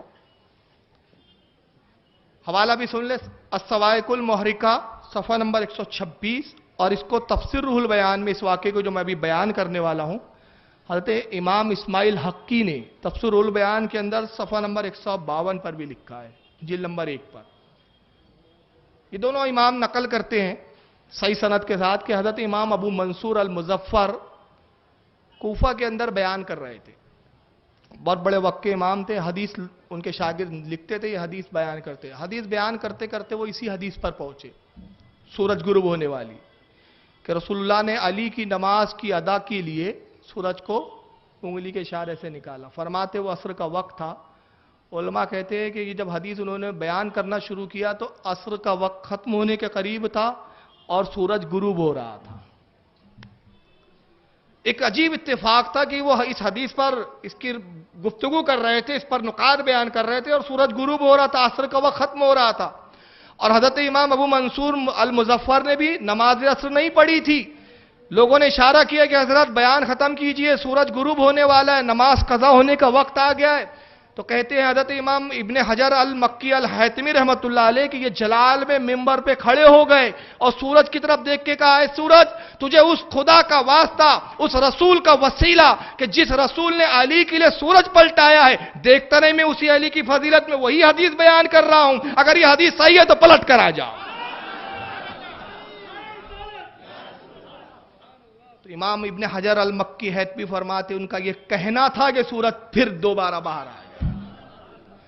تو گویا بتایا کہ نبی کے صدقے میں نبی کی امت کے اولیاء کو بھی اللہ ایسے اختیارات دیتا ہے.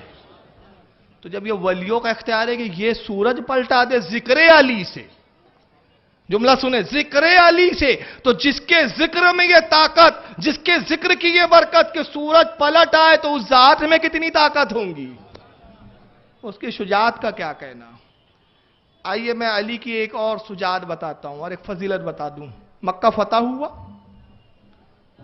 اللہ کے رسول صلی اللہ علیہ وسلم مکہ فتح کرنے کے بعد خانہ کعبہ میں داخل ہوئے. سب سے پہلا کام جتنے بت ہیں سب کو کعبے سے باہر نکالو, جتنی تصویریں انبیاء کی بنا دی گئی ہے سب تصاویروں کو باہر نکالو. صحابہ نے تصویروں کو نکالا, بت نکالنے کا سلسلہ شروع ہوا, بتوں کو نکالا گیا. حدیث کے الفاظ ہے اور روایتوں میں بیان کیا گیا کہ رسول اللہ خانہ کعبہ میں داخل ہوئے تو بت کو آپ کس طرح گراتے ہیں, پہلے گراتے ہیں, صحابہ اٹھاتے ہیں اور باہر لے جا کے پھینک دیتے ہیں. تو نبی کے بت کے گرانے کا انداز بھی دیکھیں. اللہ کے رسول کے ہاتھ میں ایک چھڑی ہے, ایک عصا ہے. سرکار بت کی طرف اشارہ کرتے ہیں, چھڑی کو لگاتے نہیں ہیں بلکہ کیا کرتے ہیں, اشارہ کرتے ہیں. جیسی بت کی طرف چھڑی سے اشارہ ہوتا ہے بت قدموں میں گر پڑتا ہے. جس بت کی طرف اشارہ ہے بت قدموں میں گر پڑتا ہے. سوال یہ پیدا ہوتا ہے آپ نے چھڑی کو ان بتوں سے چھوا کیوں نہیں, دور سے اشارہ کیوں کیا.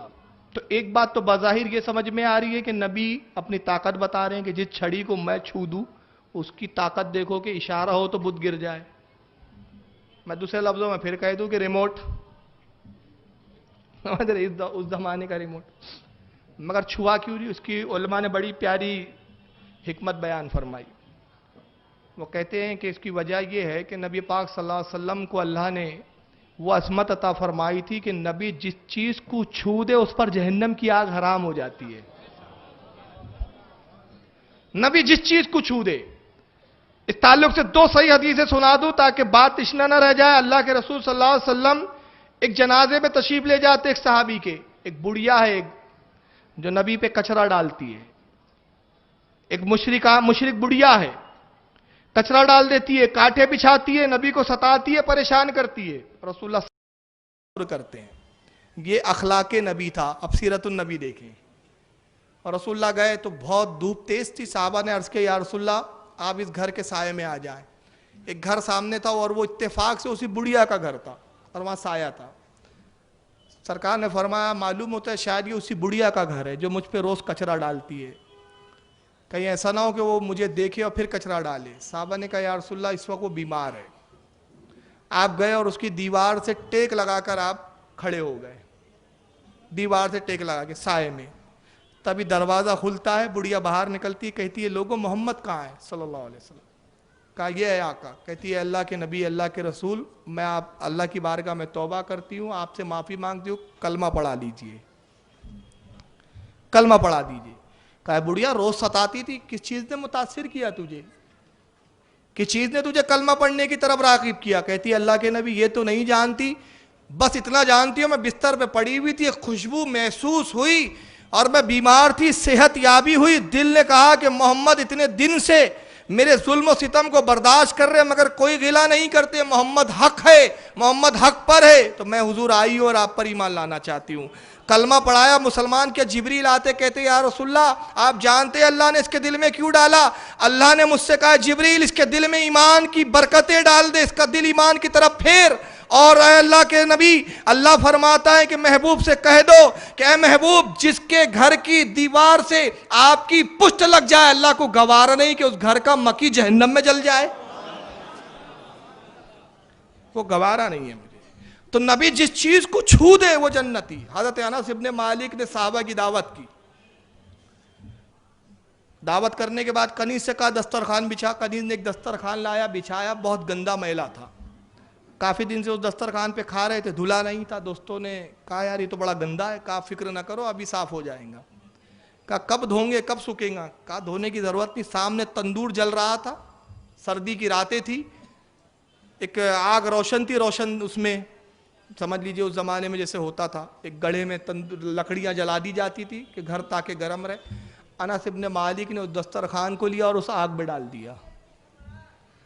دوستوں نے کہا انس یہ کیا کیا, وہ تو جل کر خاک ہو جائیں گا. آپ نے فرمایا وہ بالکل نہیں جلے گا. ہاتھ ڈالا, دسترخوان جب باہر نکالا تو دسترخوان صاف تھا, میل جل چکا تھا لیکن دسترخوان کے ایک بھی دھاگے کو کچھ بھی نہیں ہوا تھا. کہا یہ تو کرامت ہے. کہا کرامت نہیں ہے, یہ رسول اللہ کا معجزہ ہے. کہا انس ہم نہیں سمجھے. کہا سنو, ایک مرتبہ میں نے اللہ کے نبی کی دعوت کی, سرکار تشریف لائے, اللہ کے نبی نے اسی دسترخوان پہ کھانا کھایا. کھانا کھانے سے فارغ ہونے کے بعد آپ نے اسی دسترخوان سے ہاتھ پوچھ لیا تھا. میں نے جان لیا نبی نے اس کو چھو لیا ہے, اس کو تو جہنم کی آگ نہیں جلا سکتی, ہے تو دنیا کی آگ ہے. بس تب سے میں دسترخوان کو ایسے ہی صاف کرتا ہوں. تو نبی جس کو چھو دے اس کو آگ نہیں جلا سکتی. تو اگر نبی بتوں کو چھو دیتے تو بت جہنم میں نہیں جاتے. اور قرآن میں اللہ نے فرمایا وقودها الناس والحجارہ, ڈرو اس آگ سے جس کا ایندھن پتھر اور انسان ہے. تو یا پتھر سے مراد کیا, مفسرین نے کہا یا پتھر سے مراد یہ بت ہے. اور یہ بتوں کو جہنم میں اس لیے ڈالا جائے گا کہ مشرکین کو ذلیل کیا جائے گا. کہا جائے گا دیکھو آج ان کا حشر کیا ہوا, جن کو تم پوجتے تھے آج وہ اپنے آپ کو نہیں چھڑا پا رہے ہیں, جن کو تم معبود سمجھتے تھے آج وہ جہنم میں جل رہے. تو قرآن کہتا ہے بت جہنم میں جائیں گے, پتھر جہنم میں جائیں گے. تو اگر نبی چھو دیتے تو یہ جنتی ہو جاتے, کلام الہی پہ حرف آ جاتا. تو نبی نے چھوا نہیں. مگر ایک بہت بڑا بت تھا, اس کا نام تھا ہبل. کعبے کی چھت پر تھا وہ, سب سے بڑا ہبل. اہل مکہ کہتے تھے خوشحالی کا بت ہے, اسی کے سبب سے خوشحالی ہے ہمارے یہاں. اب یہاں ایک حکمت دیکھیں آپ, میں بتانا یہ چاہتا ہوں کہ جس طرح لکڑی کے اشارے سے, چھڑی کے اشارے سے بت گرائے گئے تھے دوسرے, اس کو بھی گرا سکتے تھے نبی. مگر نبی نے ایک اعجاز دینا مقصود تھا, ایک فضیلت عطا کرنی تھی اور اپنے مقام کا بھی اظہار کرنا تھا اور مقام علی بھی بتانا تھا. کہاں این علی, کہاں ہے علی؟ قریب آتے ہیں, یا رسول اللہ حاضر ہوں. کہا علی اس بت کو تم گراؤ.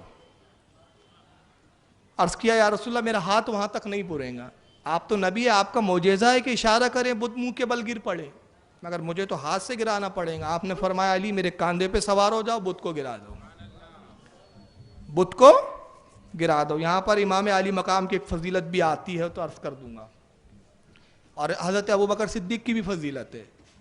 اور یہ بھی واضح ہو جائے گا کہ ابوبکر علی سے افضل کیوں مانتے ہیں ہم. ہمارا عقیدہ ہے کہ علی سے افضل ابوبکر ہے, یہ عقیدہ ہے. اس کا انکار کرنے والا, اس کا منکر علماء فرماتے بد دین بد مذہب ہے. خلافت ابوبکر کا منکر کافر ہے علماء نے لکھا, اور ابوبکر کی فضیلت کا منکر ہے تو گمراہ اور بد دین ہے. تمام صحابہ میں, تمام انبیاء کے بعد سب سے افضل ابوبکر کی ذات. علی ہمارے کاندھے پر کھڑے ہو, بت کو گرا دو. عرض کرتے میرے آقا, غلام کی کہاں مجال کہ اپنے آقا کے کاندھے پر کھڑے ہو, سرکار آپ میرے کاندھے پر کھڑے ہو جائیں اور بت کو گرا دیں. اللہ کے نبی نے کیا جملہ فرمایا, جملہ سنیں. کہا علی میں بار ولایت اٹھا لوں گا مگر تم بار نبوت نہ اٹھا سکوں گے. میں بار ولایت اٹھا لوں گا مگر تم بار نبوت نہ اٹھا سکوں گے. یہ کس سے کہا؟ علی سے. مگر ایک مقام بتاتا ہوں میں کہ ابوبکر کی فضیلت پر آپ رش کریں گے کہ اللہ کے رسول نے اپنے کن کن صحابہ کو کیسے کیسے نوازا ہے. ہجرت کا موقع ہے, سرکار کے ساتھ ابوبکر جا رہے ہیں, پیر زخمی ہو گئے رسول اللہ کے, نالین پھٹ گئی آپ کی, نالین کو آپ نے اتار دیا, ننگے پیر چل رہے ہیں, پیر میں پتھر پہاڑوں کے چبھ رہے ہیں, خون جاری ہوتا ہے. ابوبکر صدیق کا بھی وہی حال ہے, آپ کی بھی نالین پھٹ چکی ہے, آپ بھی ننگے پیر چل رہے ہیں. مگر رسول اللہ کے تلوے مبارک میں جب خون کو جاری ہوتے ہوئے دیکھا تڑپ گئے. عرض کہ یا رسول اللہ مجھ سے برداشت نہ ہوں گا, میں یہ ضبط نہیں کر سکتا کہ میرے آقا کے پیر زخمی ہو اور میں اس کو دیکھتا رہوں. اللہ کے نبی آپ میرے کاندھے پہ سوار ہو جائیے. اللہ کے نبی ابو بکر کے کاندھے پر سوار ہو گئے اور پورے اس پہاڑوں کی وادی سے ابو بکر رسول اللہ کو اس عالم میں لے کے چلتے ہیں کہ نبی کاندھے ابو بکر پر سوار ہے اور ابو بکر ننگے پاؤں چلے جا رہے ہیں. یہاں کہا گیا علی تو بار نبوت نہ اٹھا سکیں گا، مگر ابو بکر نے اٹھا لیا. گویا بتایا ابو بکر فضیلت میں علی سے افضل ہے. یہ بار نبوت اٹھا سکتا ہے لیکن علی نہیں. اسی کو محدث اعظم ہند نے فرمایا، فرماتے ہیں مرتبہ صدیق کیا پوچھتے ہو سید. سید ان کا تخلص ہے محدث اعظم ہند کا علیہ رحمہ. کہتے ہیں مرتبہ صدیق کیا پوچھتے ہو سید، ہر چیز کے جامع ہیں نبوت کے سوا. ہر چیز ہے ان کے پاس، صرف کیا نہیں ہے؟ نبوت نہیں ہے. کہا علی تم بار نبوت نہیں اٹھا سکو گے، میرے کاندھے پہ کھڑے ہو جاؤ. جب حکم دیا تو الحکم فوق الادب، حکم ادب پر فوقیت رکھتا ہے. حضرت علی کاندھے پہ کھڑے ہوئے اور جب کاندھے پہ کھڑے ہوئے تو رسول اللہ مسکرائے. کہا علی کیا دیکھ رہے ہو؟ کھڑے کہاں ہیں؟ کاندھے رسول پہ. سرکار کی ہائٹ کتنی ہوں گی؟ 5 ساڑھے 5 فٹ، پونے 6 فٹ. مگر علی کیا کہتے ہیں؟ یا رسول اللہ کیا دیکھ رہے ہو؟ علی اللہ کے نبی اپنے سر اقدس کو عرش اعظم سے لگا ہوا دیکھ رہا ہوں. اور کیا دکھ رہا ہے علی؟ حضور 18,000 عالم آنکھوں کے سامنے روشن ہے. یہ نبی کی بلندی تھی. اللہ کے نبی نے اپنے کاندھے پہ سوار کر کے یہ مقام بھی دکھایا. علی نے بت کو گرایا اور فوراً بس یہ بت کا گرنا اور ادھر علی نے اپنے آپ کو کاندھے رسول سے بھی گرا دیا. اترے نہیں، گرا دیا. صحابہ دوڑے علی کو سہارا دینے کی. کیا کیا علی؟ اترتے آرام سے، نرمی کے ساتھ اترتے، اپنے آپ کو گرا دیا. شاید زخم لگے ہو، سر پہ چوٹ آئی ہو، کچھ معاملہ ہڈی پھڈی کا معاملہ، فریکچر کا معاملہ نہ ہو. اتنے تیزی سے گرایا، اتنی سبقت کے ساتھ گرایا. لوگ صحابہ دوڑے. آپ مسکراتے ہوئے اٹھتے، اشارہ کرتے کہ نہیں میں ٹھیک ہوں.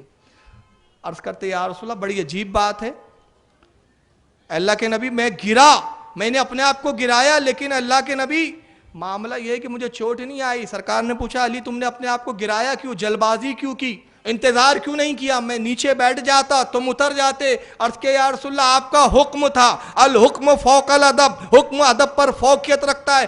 آپ کے حکم کی فرما برداری نہ کرنا اپنے ایمان کو گوانا ہے. حکم کے تحت آپ کے کاندھے اقدس پر کھڑا تو ہو گیا، مگر اتنی دیر کے لیے جتنی دیر آپ کے حکم کی تعمیل کرنا تھا. حکم کی تعمیل ہو گئی. اب ایک لمحہ بھی حکم کی تعمیل کے بعد آپ کے کاندھے پہ کھڑے ہونا ابو طالب کے بیٹے نے گستاخی سمجھا، اس لیے اپنے آپ کو گرا دیا. کام ہو گیا. اب یہ تو مزید کام کے بعد کھڑا ہونا ہے. جتنی دیر کام کر رہا ہوں تو نبی کی فرما برداری ہو رہی ہے، نبی کے حکم کی تکمیل ہو رہی ہے. اب حکم کی تکمیل ہو گئی تو اس کے بعد ایک لمحے بھی ٹھہر جانا یہ آپ کی بے ادبی میں سمجھتا ہوں. اللہ کے نبی نے فرمایا علی اللہ نے تمہاری اس ادب کو قبول کیا، مگر جانتے ہو تمہیں چوٹ کیوں نہیں لگی؟ تم نے بلندی سے گرایا کیوں نہیں؟ اے اللہ کے اے علی سنو، تمہیں بلند کرنے والا رسول، اور جب تم گر رہے تھے تو سنبھالنے والے جبریل نے اپنے پروں پر تم کو لیا تھا. تو جس کو رسول بلند کرے اور جبریل سہارا دے تو اس کی عظمتوں کا کیا کہنا. آئیے میں اب یہاں پہ کچھ اور فضیلتیں بتاتا ہوں. کل انشاءاللہ خاتون جنت پر بولنا چاہتا ہوں، اور خاتون جنت کے تعلق سے بھی وہ باتیں آپ سنیں گے انشاءاللہ جو بہت کم سننے کو ملتی ہے، اس لیے آج اس کو اختتام کریں گے. حضرت علی کے بارے میں نے کل یا پرسوں عرض کیا تھا کہ آپ کی فضیلت کو دیکھ کر بہت سے لوگ گمراہ بھی ہوئے. اس میں ایک فرقہ نصیری ہوا، توہین کرنے والوں میں خارجی ہوا. امیر معاویہ سے رضی اللہ تعالیٰ عنہ خلافت کے معاملات کو لے کے کچھ نزاع ہوا. یہ علماء سے شاید سناؤں گا آپ نے. شام میں امیر معاویہ خلافت کے دعوے دار تھے، اور ادھر مدینہ اور مکہ اور کوفہ کے مسلمانوں نے حضرت علی کے ہاتھ پر بیعت کر لی تھی. حضرت امیر معاویہ کا مطالبہ یہ تھا، وہ سیاسی نوعیت کی باتیں ہیں اور اس کو میں چھیڑنا بھی زیادہ نہیں چاہتا، پھر چھیڑو تو پھر پورا ہی بولنا ضروری ہے ورنہ بھی بدگمانیاں ہوتی ہے. اور یہی وجہ ہے کہ میں نے اکثر مقررین کو دیکھا ہے کہ امیر معاویہ کے تعلق سے اس انداز میں گفتگو کرتے ہیں، ایسا لگتا ہے کہ معاذ اللہ امیر معاویہ کو صحابی بھی نہیں شاید وہ سمجھتے، جبکہ امیر معاویہ صحابی ہے اور اعلیٰ حضرت نے اس کی بڑی پیاری مثال دی. بس اس مثال کو ذہن میں رکھ لے تو جہاں بھی امیر معاویہ کا معاملہ ہے اسی مثال کو آپ اپنی آنکھوں کے سامنے رکھیں گے تو انشاءاللہ کبھی گمراہیت کی طرف نہیں جائیں گے. اللہ کے رسول کی حدیث ہے کہ جس نے علی سے لڑا اس نے مجھ سے لڑا, جس نے علی کو تکلیف دی اس نے مجھے تکلیف دی. تو کہتے ہیں کہ امیر معاویہ اور علی کے درمیان جنگیں ہوئی تو اس اعتبار سے وہ صحابیت کے درجے سے خارج ہے. اور ایک فرقہ تو ایسا گمراہ ہوا کہ امیر معاویہ پہ تبرہ شروع کر دیا, گالیاں بکنی شروع کی, مسلمان بھی ماننے کے لیے تیار نہیں. اور سنیوں میں ایک طبقہ ایسا پیدا ہونے لگا کہ جو امیر معاویہ سے کچھ بدظن نظر آتا ہے, لان تان کرتا ہے امیر معاویہ کو. لیکن علماء اہل سنت کا جس بات پہ اتفاق و اجماع ہے وہ یہ ہے کہ امیر معاویہ صحابی رسول ہے, اور اللہ کے نبی کی حدیث ہے کہ میرا کوئی صحابی ایک مٹھی اگر جو خیرات کرے اللہ کی راہ میں, اور میری امت میں سے کوئی غیر صحابی احد پہاڑ کے برابر سونا خیرات کر دے تو میرے صحابی سے برابر عمل میں نہیں ہو سکتا. یہ مقام ہے صحابی کا.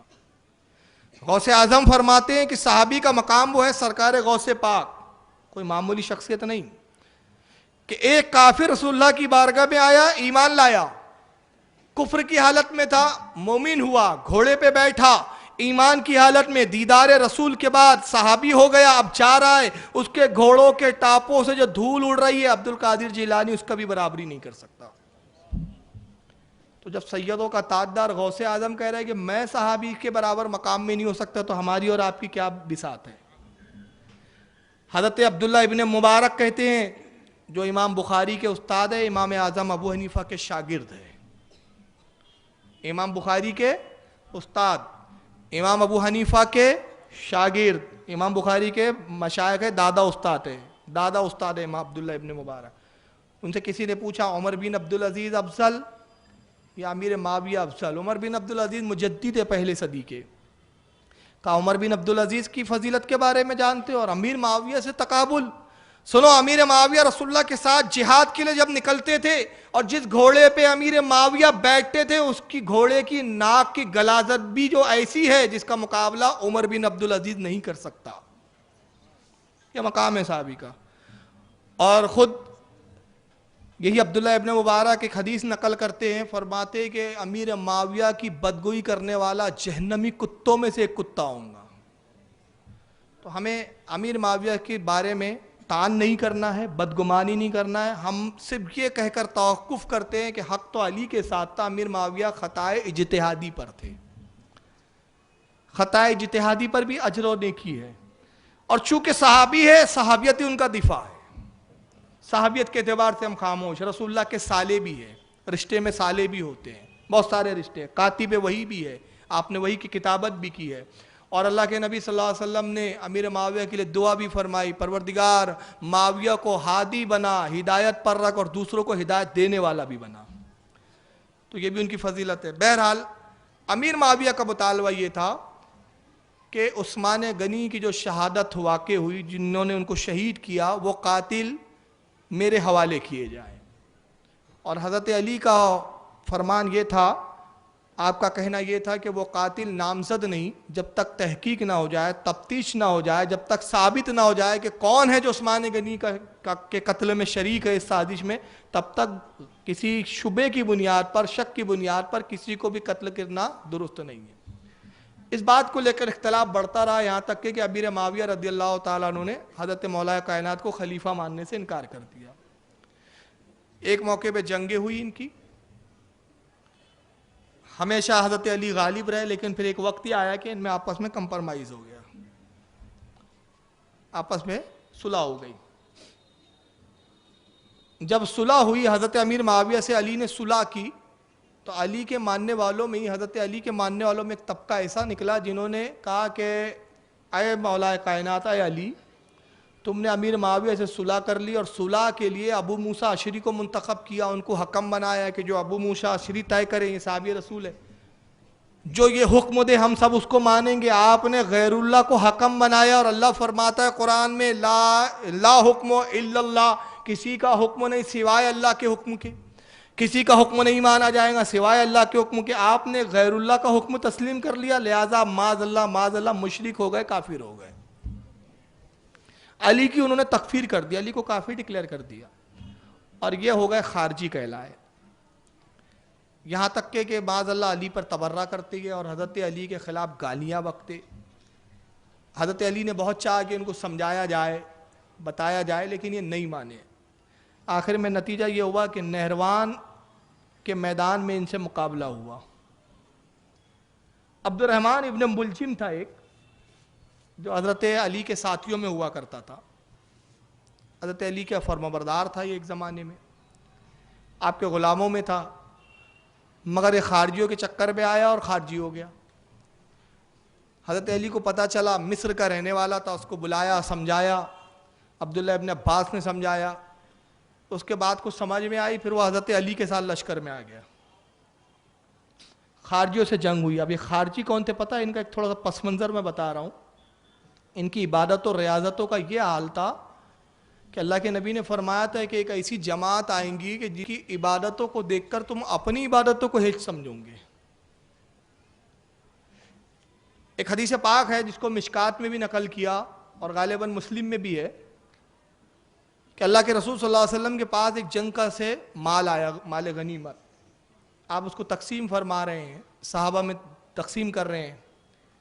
ایک شخص آتا ہے قبیلہ بنو تمیم کا, اس کا نام ذو الخویسرہ ہے. ذو الخیسرہ آتا ہے اور کہتا ہے محمد انصاف سے کام لو.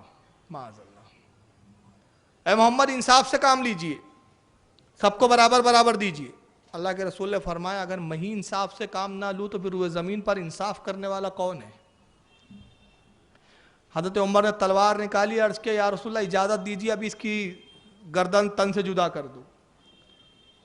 آپ نے فرمایا عمر تلوار کو میان میں رکھو, اس سے ایک جماعت نکلیں گی, یہ تنہا نہیں ہے, اس کے ساتھ ایک جماعت ہے, اس کی پشت میں ایسے نطفے ہیں, ایسے اس کے خاندان میں پیدا ہونے والے ہیں, اس سے ایسے سلسلے اور ایسے خاندان نکلیں گے جو نماز بہت زیادہ پڑھیں گے, اتنی عبادتیں کریں گے, اتنی عبادتیں کریں گے کہ تم ان کی عبادتوں کو دیکھ کر اپنی عبادتوں کو ہیچ سمجھو گے, کمتر سمجھو گے. کس سے کہا جا رہا ہے؟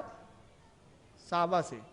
یعنی اندازہ لگائیے کہ صحابہ کی عبادتیں بھی ان کی عبادتوں کے مقابلے میں کم نظر آ رہی ہیں. تو یہاں معیار دیا جا رہا ہے کہ عبادتیں دیکھ کر یہ دھوکہ نہ کھاؤ کہ یہ بڑا نمازی ہے, بڑا پکا عبادت گزار ہے تو یہ بڑا حق پر ہے.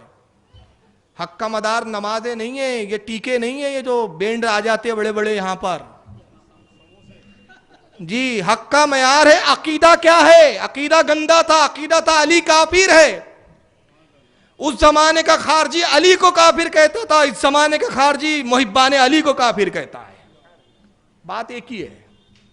تو نبی نے پہچان بتائی, کہا عبادتیں اتنی کریں گے کہ تم ان کی عبادتوں کو دیکھ کر اپنی عبادتوں کو ہچ سمجھو گے. اور فرمایا قرآن کی تلاوت کریں گے, قرآن کو خوب پڑھیں گے, مگر قرآن ان کے حلق سے نیچے نہیں اتریں گا. مطلب صرف پڑھیں گے, دکھاوا کریں گے, یہاں تک کہ دین سے ایسے نکلیں گے جیسے تیر کمان سے نکل جاتا ہے. اور پھر مثال دی اللہ کے نبی نے, کہا کہ یہ ممکن ہے, حالانکہ یہ بھی ممکن نہیں ہے, صرف مبالغے کے ساتھ سمجھانے کے لیے اللہ کے رسول فرما رہے, حالانکہ یہ ممکن نہیں ہے. فرمایا یہ ممکن ہے کہ کمان سے نکلا ہوا تیر واپس کمان پر آ جائے, مگر یہ دین میں دوبارہ لوٹ کر آئے, یہ ممکن نہیں ہے. ان کے دلوں پہ مہریں لگا دی جائیں گی. ختم اللہ علی قلوبہم, اللہ نے ان کے دلوں پہ مہر کر دی. اور اس کے بعد فرمایا کہ جو ان کو پائے اور قتل کرے اس کے لیے بڑا اجر و ثواب ہے. اسی ذو الخویسرہ سے خارجی فرقہ نکلا.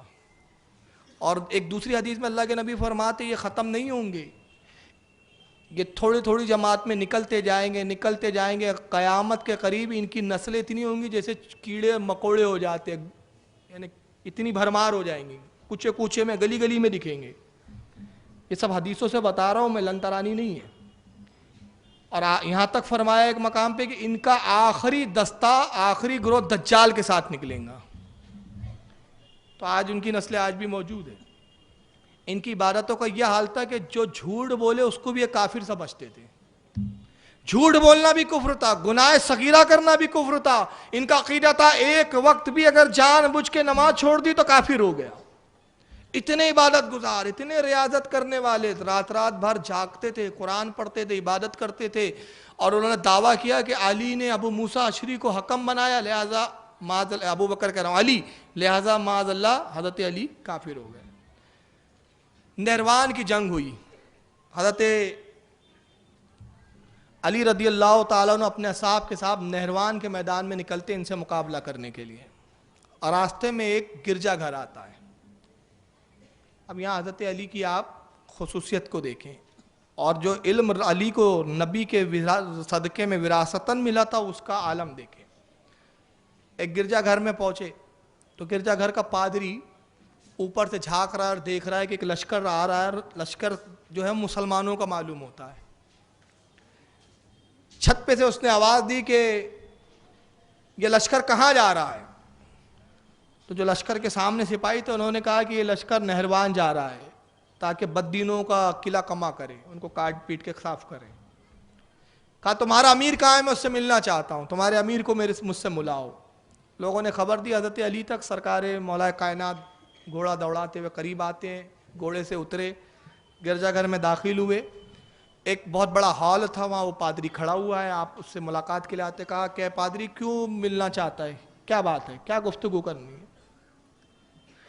کہتا حضور آپ امیر ہیں اسلامی فوج کے؟ کہا ہاں. کہا میں ستاروں کا بہت بڑا جاننے والا ہوں, علم نجوم کا بہت ماہر ہوں. میں ابھی کل رات ستاروں کی گردش کو دیکھ رہا تھا, تو ابھی ستاروں کی جو گردشیں ہیں, جن محوروں میں جو ستارے ہیں, فلاں ستارہ فلاں محور پر ہے, فلاں ستارہ فلاں برج میں ہے, یہ ابھی الگ الگ برجوں میں جو ستارے ہیں, یہ 7 انتہائی منوس ہے. اس 7 میں آپ جنگ مت کیجیے, اگر آپ جنگ کریں گے تو ہار جائیں گے, شکست ہوں گی. آپ چاہیں تو یہاں قیام کریں, رک جائیں, ٹھہر جائیں, جب یہ 7 گزر جائیں 1-2 روز کے بعد تب آپ جنگ کیجیے گا. دیکھیں یہاں ایک مجاز بھی دیا جا رہا ہے. ہماری قوم کا آج حال یہ ہے کہ ہم شگونوں کی طرف بھاگتے ہیں, اور اللہ کے رسول نے فرمایا بدشگونی شرک ہے. شگون کیا؟ کانچ کا گلاس ٹوٹ گیا, ارے کام نہیں ہوگا. کوے نے کاؤں کیا, ارے مہمان آنے والا ہے. یہ سب بدشگونی اسلام میں نہیں ہے. کوئی شخص آ گیا, کہا ارے یہ تو بڑا منوس ہے کم بخت, اس کو دیکھ لیا کام ہی نہیں ہوگا. اس پر ایک بات یاد آ رہی ہے, چلیے عرض کر دیتا ہوں, اصلاح بھی ضروری ہے تھوڑی سی, بیانات تو ہوتے رہتے. اکبر بادشاہ کے زمانے میں ایک شخص تھا, مشہور تھا کہ بڑا منوس ہے, اس کو جو دیکھ لے اس کو دن بھر کھانا ہی نہیں ملتا. تو اکبر نے جب سنا, کہا میری رعایا میں اتنا منوس جو اس کو صبح پہلی بار دیکھ لے اس کو کھانا نہ ملے. کہا پکڑ کے لاؤ, اس کو پکڑ کے لایا. کہا میری خوابگاہ کے سامنے والے کمرے میں اس کو سلاؤ, سب سے پہلے کل اٹھوں گا اسی کو دیکھوں گا. صبح دروازہ کھلا, بادشاہ سلامت بیدار ہوئے, اس کو بھی دروازہ کھولا گیا, بادشاہ نے اس کو دیکھا, اس نے بادشاہ کو دیکھا. اتفاق کی بات, اتفاق ہی تھا. دن بھر بادشاہ ایسے کام میں مصروف ہوا کہ واقعی کھانا نہیں ملا, واقعی ایسی ہو گیا.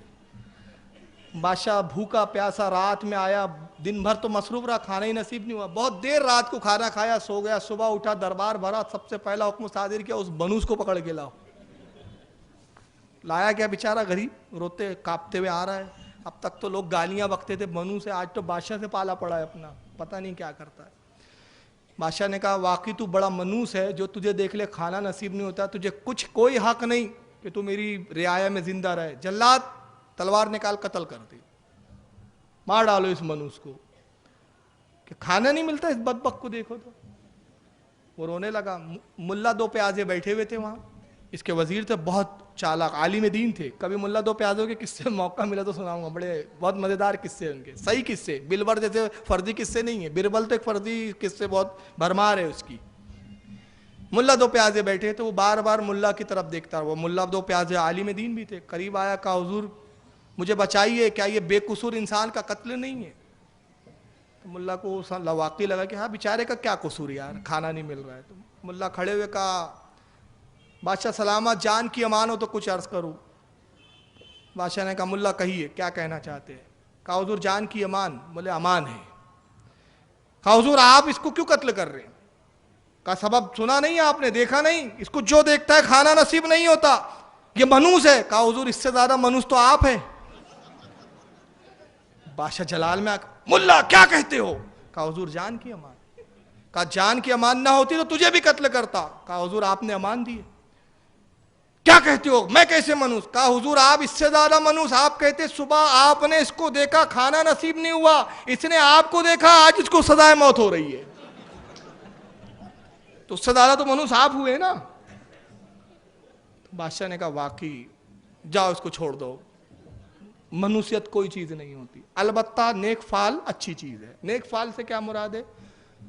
نیک فعل یہ کہ آپ کہیں جا رہے, کوئی عالم دین سے ملاقات ہو گئی تو آپ نے کہا یار چلو عالم سے ملاقات ہو گئی, کام ہو جائے گا, یہ نیک فعل ہے. کوئی مشائخ سے, کوئی بزرگ سے, کسی پیر سے کہیں جا رہے ہیں, کوئی راستے میں مزار مل گئی, آپ نے سلام کیا, ایک خوشبو کا جھونکا آیا, تو یہ کچھ اچھی چیزیں پائی اور اس سے آپ نے ایک نیک فعل لی, یہ اسلام میں جائز ہے. مگر بدشگنی لینا یہ اسلام میں شرک کی طرح ہے. شرک اصغر کہا گیا اس کو. پورا مشرک نہیں ہو جاتا لیکن شرک اصغر کہا گیا. تو بہرحال وہ پادری نے یہی سب باتیں کہنا شروع کی. تو وہ مولا کائنات تھے. آپ نے فرمایا پادری تو ستاروں کے علم کے بارے میں کتنا جانتا ہے؟ کہا بہت کچھ, بلکہ یہ سمجھ لیجئے کہ اس وقت پوری قوم میں مجھ سے زیادہ سیاروں اور ستاروں کے علم کا جاننے والا کوئی نہیں ہے, میں علم نجوم کا ماہر ہوں. حضرت علی فرماتے اچھا بتا فلاں ستارہ اس وقت کہاں ہے؟ جس ستارے کا نام لیا اس نے کہا یہ نام تو میں نے آج تک سنا ہی نہیں. ارے اس کی نگاہ تو اتنی ہی تھی, وہ تو مولا کائنات تھے نا, ان کی نگاہ کہاں نہیں تھی. کہا اچھا چل یہ ستارے کے بارے میں نہیں جانتا, اچھا یہ بتا یہ ستارہ کہاں ہے؟ پھر ایک اور ستارے کا نام لیا, کہا اس کا بھی نام میں نے نہیں سنا. کہا افسوس کہ جب تو نے سیاروں کے کچھ نام ہی نہیں سنے, تو چند ستاروں کو جانتا, پھر کس بل بوتے پہ دعویٰ کرتا ہے کہ ہم تیری بات کو مان لیں. اچھا چھوڑ, دنیا کی بھی کچھ خبر ہے تجھے؟ تو آسمانوں کی خبریں دے رہا ہے. کہاں دنیا کی بھی بہت کچھ خبریں جانتا ہوں. کہا جہاں تو کھڑا ہے اس کے قدموں کے نیچے کیا ہے؟ جہاں تو کھڑا ہے. کہا مجھے نہیں معلوم, لا ادری, میں نہیں جانتا. کہا سن, تیرے ٹھیک قدموں کے نیچے زمین کے اندر 7 فٹ کی جب گہرائی میں کھودا جائیں گا تو ایک چاندی کا صندوق بڑا ہے, اور جب اس کو کھولیں گا تو اس میں ہیرے اور جواہرات ہے, اور اس میں اتنے درہم ہے, اس کی تعداد بتائی. پادری حیران ہو گیا. کہا یہ کیسے ہو سکتا ہے؟ میں برسوں سے, میرے باپ داداؤں کے زمانے سے گرجا گھر بنا ہوا ہے, آج تک کسی کو نہیں معلوم کہ خزانہ چھپا ہے. کہا کھود دیکھ لے, تصدیق کر لے. کدال لائی گئی, کھدائی ہوئی, اور جب 7 فٹ ٹھیک کھودی گئی تو ویسی چاندی کا صندوق تھا, اور اس میں ہیرے تھے, جواہرات تھے, اور جتنے درہم حضرت مولا کائنات نے بتائے تو اتنے ہی درہم بھی تھے. قدموں میں گرا کہتا ہے علی یہ تو بتائیے یہ علم آپ کو کس نے عطا کیا, کس نے ملا؟ آپ نے فرمایا میرے آقا محمد صلی اللہ تعالی وسلم نے.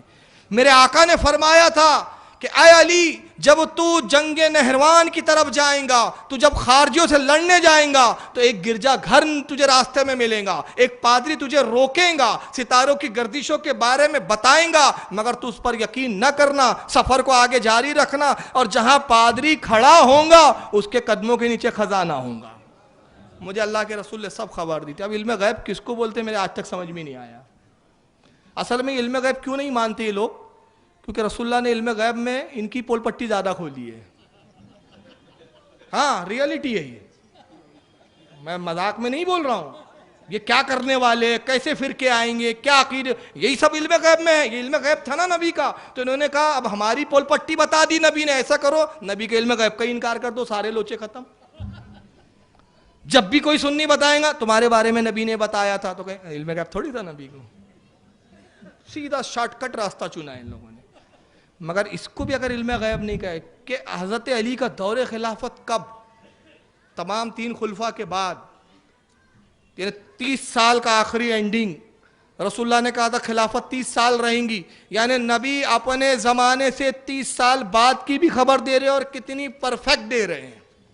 جیسے اس پادری نے سنا قدموں میں گرا, کہا واقعی محمد حق ہے, دین محمدی حق ہے, اسلام میں داخل کر لیجئے. اسلام میں داخل فرمایا, اور داخل فرمانے کے بعد اسکول چلتے ہیں لے کر. ساتھ میں یہ بھی ہو گیا, نہروان کی جنگ ہوئی. مسلمان جتنے آپ کے ساتھ تھے, آپ کے چاہنے والے, جب انہوں نے دیکھا یہ اتنے عبادت گزار یہ خارجی, جب وہ آئے تو ان کا حال یہ تھا کہ خیمے لگے, رات بھر قرآن کی تلاوت کی آوازیں آتی. اب یہ پریشان, ایک گروہ آتا ہے حضرت علی کے پاس, کہتے ہیں کہ آقا کس سے جنگ کرنے آئے ہیں ہم لوگ, ان سے, یہ تو اتنے عبادت گزار کہ ساری راتیں قرآن پڑھتے ہیں, ان کے خیموں سے قرآن کی آوازیں آتی ہے, نفل پڑھتے ہیں, ایک وقت کی نماز نہیں چھوڑتے, اے علی کہیں ایسا تو نہیں کہ ہم غلطی پر ہیں؟ دیکھیے وہ ٹھیک وہی حالت تھی جو آج ہمارے مذبذب سنیوں کی حالت ہے. ارے یار یہ تو اتنی نماز پڑھتے، یہ کیسے غلط ہو سکتے ہیں؟ نہیں، ہنسنے کی بات نہیں ہے میرے عزیز، میرے چچا جان، چچا ہے وہ ہمارے، یہ ریئلٹی ہے. کیوں؟ ہمارا ناپنے کا پیمانہ غلط ہے. جو پیمانہ ہے نا وہ غلط ہے. اللہ کے رسول نے پیمانہ کیا دیا تھا؟ عبادت سے مت پرکھو، عقیدے سے پرکھو. ہم نے تھرمامیٹر ہی غلط یوز کیا ہے. صحیح تھرمامیٹر یوز کرو گے تو یہ بالکل سمجھ میں آنے لگیں گے ہم کو. وہی تو پوزیشن وہاں تھی جو آج ہمارے ساتھ ہے. یار یہ تو جماعت کے لیے نکلتے، تبلیغ کے لیے نکلتے، اتنی محنت، اتنی مشقت، دن رات پیٹھ پہ بورے بستر لا دے رہتے ہیں، یہ کیسے غلط ہو سکتے ہیں؟ سنی تو ڈھول بجاتا ہے، سنی تو قوالی سنتا ہے، سنی تو چادر چڑھاتا ہے، سنی تو درگاہوں پہ بیٹھا رہتا ہے، سنی جھومتا رہتا ہے، گاتا رہتا ہے، تھرکتا رہتا ہے. سنی کیسے صحیح؟ سب سے پہلے تو کہہ دوں سنیت یہ ہے ہی نہیں. ہمارے کس علماء نے کہا ڈھول بجاؤ؟ ہمارے کس عالم نے کہا کہ قبروں پر عورتوں کو لے جاؤ، عورتوں کا ہجوم کرو؟ اعلیٰ حضرت نے اس پر کتابیں لکھی ہے پوری. یہ مذہب نہیں ہے، مگر پلاننگ کے ساتھ اس کو مذہب بتا کے ہمیں بدنام کیا گیا اور اپنی عبادت کے شو روم کو سامنے لا لا کے دکھایا گیا. یہ عبادت کا شو روم ہے، اس کو دیکھو، شوکیس ہے یہ سب. اب میں عرض کر رہا ہوں کہ وہی معاملہ وہاں تھا. کہا کہ یہ کیسے غلط ہو سکتے ہیں؟ تو مولا کائنات نے فرمایا سنو، ان کی عبادتوں کو مت دیکھو. یہ بخاری کی حدیث ہے اب میں جو بتا رہا ہوں، بخاری شریف کی. ان کی عبادت کو مت دیکھو، قسم خدا کی اللہ کے رسول نے مجھے اس کی پیشن گوئی کی تھی. اور میں تمہیں ایک ایسی نشانی بتاتا ہوں جو تمہارے قلب کے لیے اطمینان کا سبب ہوں گی اور تم جان جاؤ گے کہ حق ہمارے ساتھ ہے. ان کی عبادتوں کے دھوکے میں مت آؤ. ان میں ایک شخص ہے، جب تم جنگ ختم ہو جائے تو ضرور اس شخص کو تلاش کرنا کہ میرے آقا نے مجھے خبر دی تھی علی جب تو خارجیوں سے لڑیں گا تو 10 سے زیادہ تیرے آدمی مارے نہیں جائیں گے اور خارجیوں کے 10 سے زیادہ بچ کر نہیں جا پائیں گے. کیا فرمایا تھا رسول نے؟ تیرے 10 سے زیادہ ساتھی مارے نہیں جائیں گے اور خارجی 10 سے زیادہ بچ کر نہیں جائیں گے. ایک پیشن گوئی یہ کی تھی میرے آقا نے. اور دوسرا فرمایا تھا کہ ذو الصدیہ، اس میں ایک شخص ہوگا اور اس کی نشانی یہ ہے کہ اس کی گردن اور کاندھے کے درمیان ایک گوشت کا لتھڑا ایسا ہوگا جیسے عورت کا پستان ہوتا ہے. تم جنگ کرو، مجھ پر بھروسہ رکھو، جب جنگ جیت جائیں گی حق تمہیں خود واضح ہو جائیں گے. جب یہ تسلی دی اور یہ 2 پیشن گوئیاں رسول اللہ کی بتائی تو آپ کے ساتھیوں کی دھارس بنی، ہمت بنی. صبح جنگ ہوئی اور جب جنگ ہوئی تو وہی ہوا جو حضرت مولا کائنات نے جس کی خبر دی تھی. 10 سے زیادہ کوئی بچا نہیں ان کے ہاں، بھاگے. اور حضرت علی کے ماننے والوں میں 10 سے زیادہ 11واں کوئی شہید بھی نہیں ہوا، سب مارے گئے خارجی، لاشوں کے انبار لگ گئے. حضرت علی نے فرمایا تلاش کرو، ذو الصدیہ کو تلاش کرو. ذو الصدیہ کہتے ہیں مطلب 2 گوشت کے لوتھڑوں والا. تلاش کرو اس کو. جب تلاش کرے تو اس کی لاش نہیں ملی. لوگ آئے، کہا کہ اے علی اس کی لاش ہمیں نظر نہیں آ رہی ہے، کہیں بھاگ تو نہیں گیا؟ کہا کہ قسم خدا کی میرے رسول کا کہا ہوا حرف برابر بھی جھوٹا نہیں ہو سکتا، اچھے سے تلاش کرو. پھر جب تلاش کیا گیا تو 40 لاشوں کے نیچے دبا ہوا تھا. جب نکالے اور دیکھا تو گردن اور کاندھے کے درمیان گوشت کا لتھڑا تھا. آپ نے بے ساختہ فرمایا صدق رسول اللہ صلی اللہ علیہ وسلم، میرے آقا صلی اللہ علیہ وسلم نے بالکل سچ فرمایا تھا. اس کے بعد آپ فرماتے کون ہے جو کوفہ جائے اور نیروان کی فتح کی خوشخبری سنائے؟ عبد الرحمن ابن ملجم آتا ہے، کہتا آقا مجھے اجازت دیجئے. آپ نے فرمایا کہ ٹھیک ہے. پھر آپ ایک تخت پہ جلوہ گر ہوتے ہیں اور اس وقت رسم تھی کہ جب فتح یابی ہوتی تھی تو جو امیر ہوتا تھا، بادشاہ ہوتا تھا، وہ تحفے اور طائب بانٹتا تھا. کارنامے جو انجام دیتے تھے جنگوں میں ان کو انعامات دیے جاتے تھے، بھائی تم نے بڑے جنگ میں کارنامے دیے، جیسے آج بھی ہوتا ہے میڈل دیے جاتے ہیں فوجیوں کو. اور فوجی تحفے پیش کرتے تھے اپنے امیر کو کہ بھائی خوشخبری ہے، آج جیتے، فتح ہو گئی تو یہ تحفے قبول کرے. تو حضرت علی بھی طائف بانٹ رہے ہیں اور آپ کے ساتھی آپ کے اصحاب بھی تحفے دے رہے ہیں. ابن ملجم آتا ہے مصر کی بنی ہوئی ایک بہترین تلوار ہے جس پہ نقاشی ہے, نگ جڑے ہوئے ہیں, چمکدار تیز دھار والی تلوار جس کو دیکھو تو دیکھتے رہ جائیں آپ, اتنی خوبصورت تلوار لاتا ہے اور حضرت علی کے قدموں میں رکھتا ہے, کہتا ہے آقا یہ میری طرف سے قبول کیجئے, یہ تلوار میں نظر کرتا ہوں. آپ نے تلوار اٹھائی, فرمایا اس کو اپنے پاس رکھ, اگر یہ تو مجھے دے دیں گا تو پھر کس سے مجھے قتل کریں گا؟ یہی تو وہ تلوار ہے جو میرا خون بہائیں گی.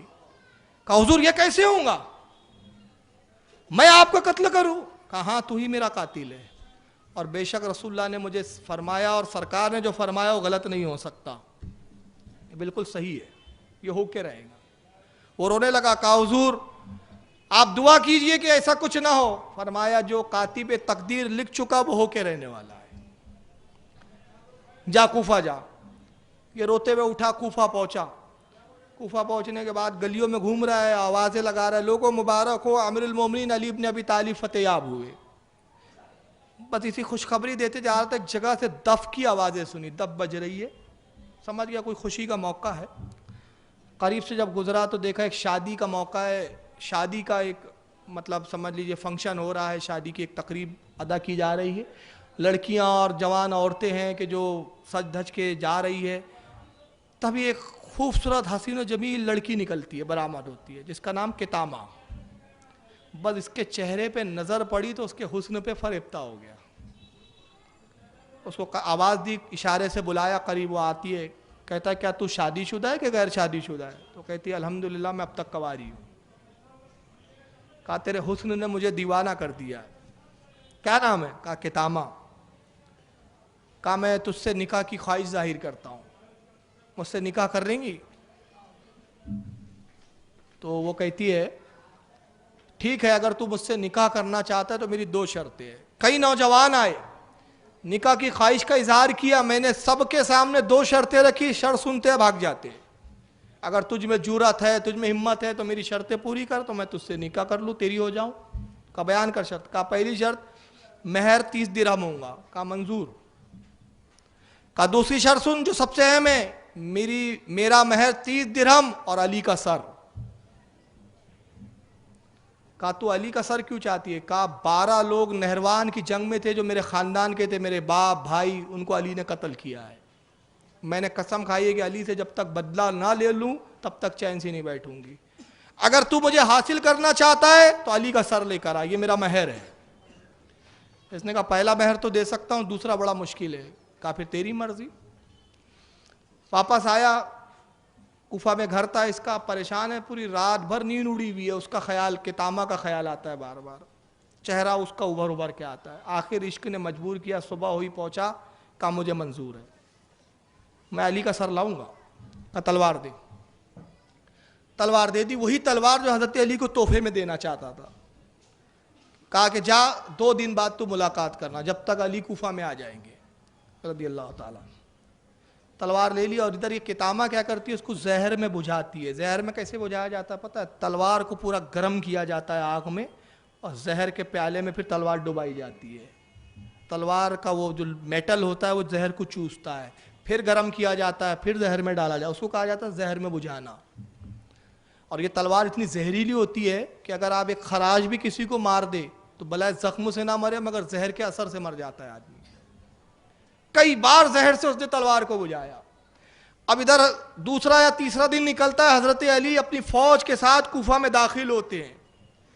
نعرے تکبیر کی آوازیں بلند ہوتی ہے, فتح یاب لشکر کوفہ میں داخل ہوا. حضرت علی جامع مسجد کوفہ میں تشریف لائے, 2 رکعت نماز شکرانہ ادا کی, اپنے منبر پہ تشریف لاتے ہیں اور خطبہ ارشاد فرماتے ہیں. اس میں ایک شعر پڑھتے ہیں آپ عربی زبان میں. مفہوم یہ تھا کہ عنقریب جو مجھے قتل کرنے والا ہے اس کو انتظار کس بات کا ہے, اگر وہ قتل کے لیے تیار ہے تو میں بھی اپنی گردن لیے ہوئے اس کی خدمت میں حاضر ہوں. یہ مفہوم تھا اس طرح کا کچھ. تو ابن ملجم سمجھ گیا کہ یہ میری طرف اشارہ ہے. عبد الرحمن ابن ملجم بیٹھا ہوا ہے, اٹھ کے آتا ہے, آپ کے قدم پکڑتا ہے. آپ ایک جملہ فرماتے ہیں, میں اس کی زندگی چاہتا ہوں اور یہ میری موت چاہتا ہے. کہا آقا یہ کیسے ہوں گا کہ میں آپ کو قتل کروں, آپ کیوں بار بار کہتے ہیں کہ میں آپ کا قاتل ہوں؟ کہا یہ ہو کر ہی رہیں گا. تبھی ایک آپ کے ساتھی کھڑے ہوتے ہیں, کہتے حضور ہم دیکھ رہے ہیں کہ جب سے نہروان کی جنگ فتح ہوئی اس کے بعد سے آپ اپنی موت کی بات کرتے ہیں. آپ کہتے ہیں آپ قتل کیے جائیں گے، قتل کیے جائیں گے، اور آپ قاتل کی اشارے بتاتے ہیں، نشانیاں کچھ بتاتے ہیں، نام نہیں بتاتے. اس کا مطلب آپ جانتے تو حضور آپ حکم دیجئے تاکہ ہم اس کو قید کر لیں، اس کو گرفتار کر لیں، تاکہ یہ واقعہ رونما ہونے سے رہ جائے، آپ کا قاتل پکڑ لیا جائے.